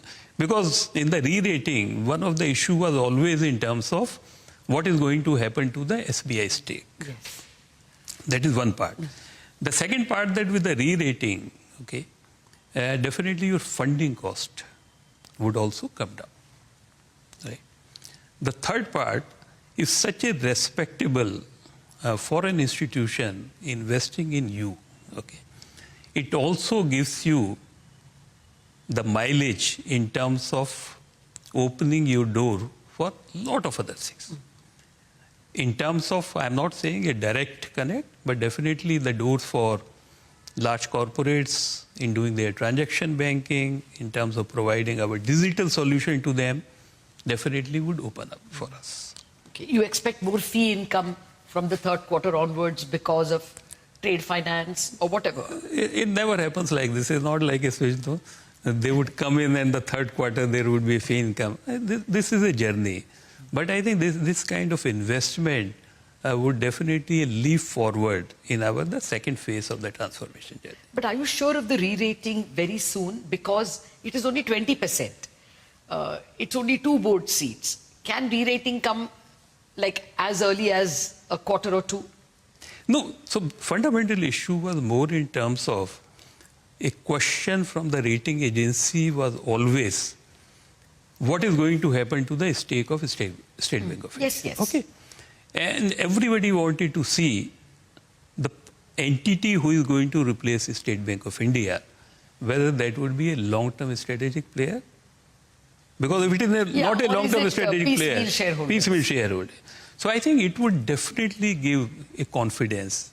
The second aspect is in terms of if bank require capital in future, okay, there are no uncertainties. Yes. So I think that is also an important point for consideration whenever the rating agencies consider for the rating upgrade. Any reason why they went for 20? Because we were expecting at least 24.9, as it were, you know, so that open offer is not triggered. There were a set of people who were expecting 26 and open offer. Why, in your opinion, they didn't go for that? No, I think they can answer that. But the question is always, you always keep a room for certain eventualities. Because the moment you cross 24.99, right, then the open offer would trigger. Okay, if you are having a 20%, and maybe if there is any capital requirement from the bank side, at least there is a room available for them. Is that the reason why they didn't? No, I'm not making any comment on this. I'm only saying anybody would definitely, if they know like 24.99 would trigger an open offer, they would just like to keep a room available for any such kind of requirements. You mean we can always do it later, yes. Is what you're saying? Yeah. But I'm sure you met the top management of SMBC will have met you several times. They are buying your bank. They are not buying SBI. So more meetings with you than SBI. What is the impression you got? Will they be okay with 26% voting right but 51% stake? Or equity stake at 40, 50, whatever, but voting only 26. Will they be open to it? So my impression is that first, they are very bullish about the Indian banking industry. Yes. Very bullish about the Indian economy. And they have respect and the confidence in the franchise which we have built up. Okay? The other part which you are asking is something which they need to decide and take it forward. Okay. I am still not able to wrap my head around why 20 and not 24. Because I'm sure SBI was willing to give more and all the banks were willing to give more stake. For them, it was only a financial investment. You never tried to crack why not 24? No, I think it makes sense. Like if you know that you are breaching a particular threshold, you never do that. Okay. You always keep a distance from that with the car which is running in the front. No? Yeah. Okay, what about the stake that they have in Fullerton, or rather now it is called SMICC? They bought that NBFC. Is there a plan to merge that into Yes Bank? Because ultimately RBI is saying all lending business, a bank should not do lending through the bank and through a NBFC. This is not a subsidiary because they are not yet owners, but is that part of the game plan to merge that NBFC? No, I think this is too early to make that comment because now they are coming with a 20% and they would be like a public shareholder. Okay. Yeah, so they don't get any special reasons. Yes. But will you look at it since it is common management? From your point of view, will it make sense? No, that's why I'm saying this is too early. I think this is the first time we need to see that how we need to take this forward. Okay. Will they keep their 3 branches or will that need to be merged? No, again, it would depend on their own strategy and how the regulator would think about it.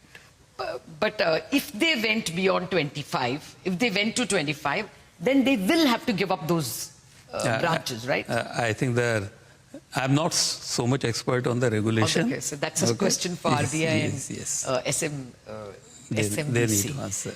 Okay. Now, coming back to your relation with SMBC, have you all drawn up any game plan of regular visits after the deal is completed to improve liaison? No, I think this would be too early. I think the first thing would be to close the transaction. Their 2 nominees, directors, would be inducted into the board. And I think once that process is over, then we would start thinking in terms of going forward. Okay. The news that SMBC is looking for a stake in Yes Bank is at least 1 year old.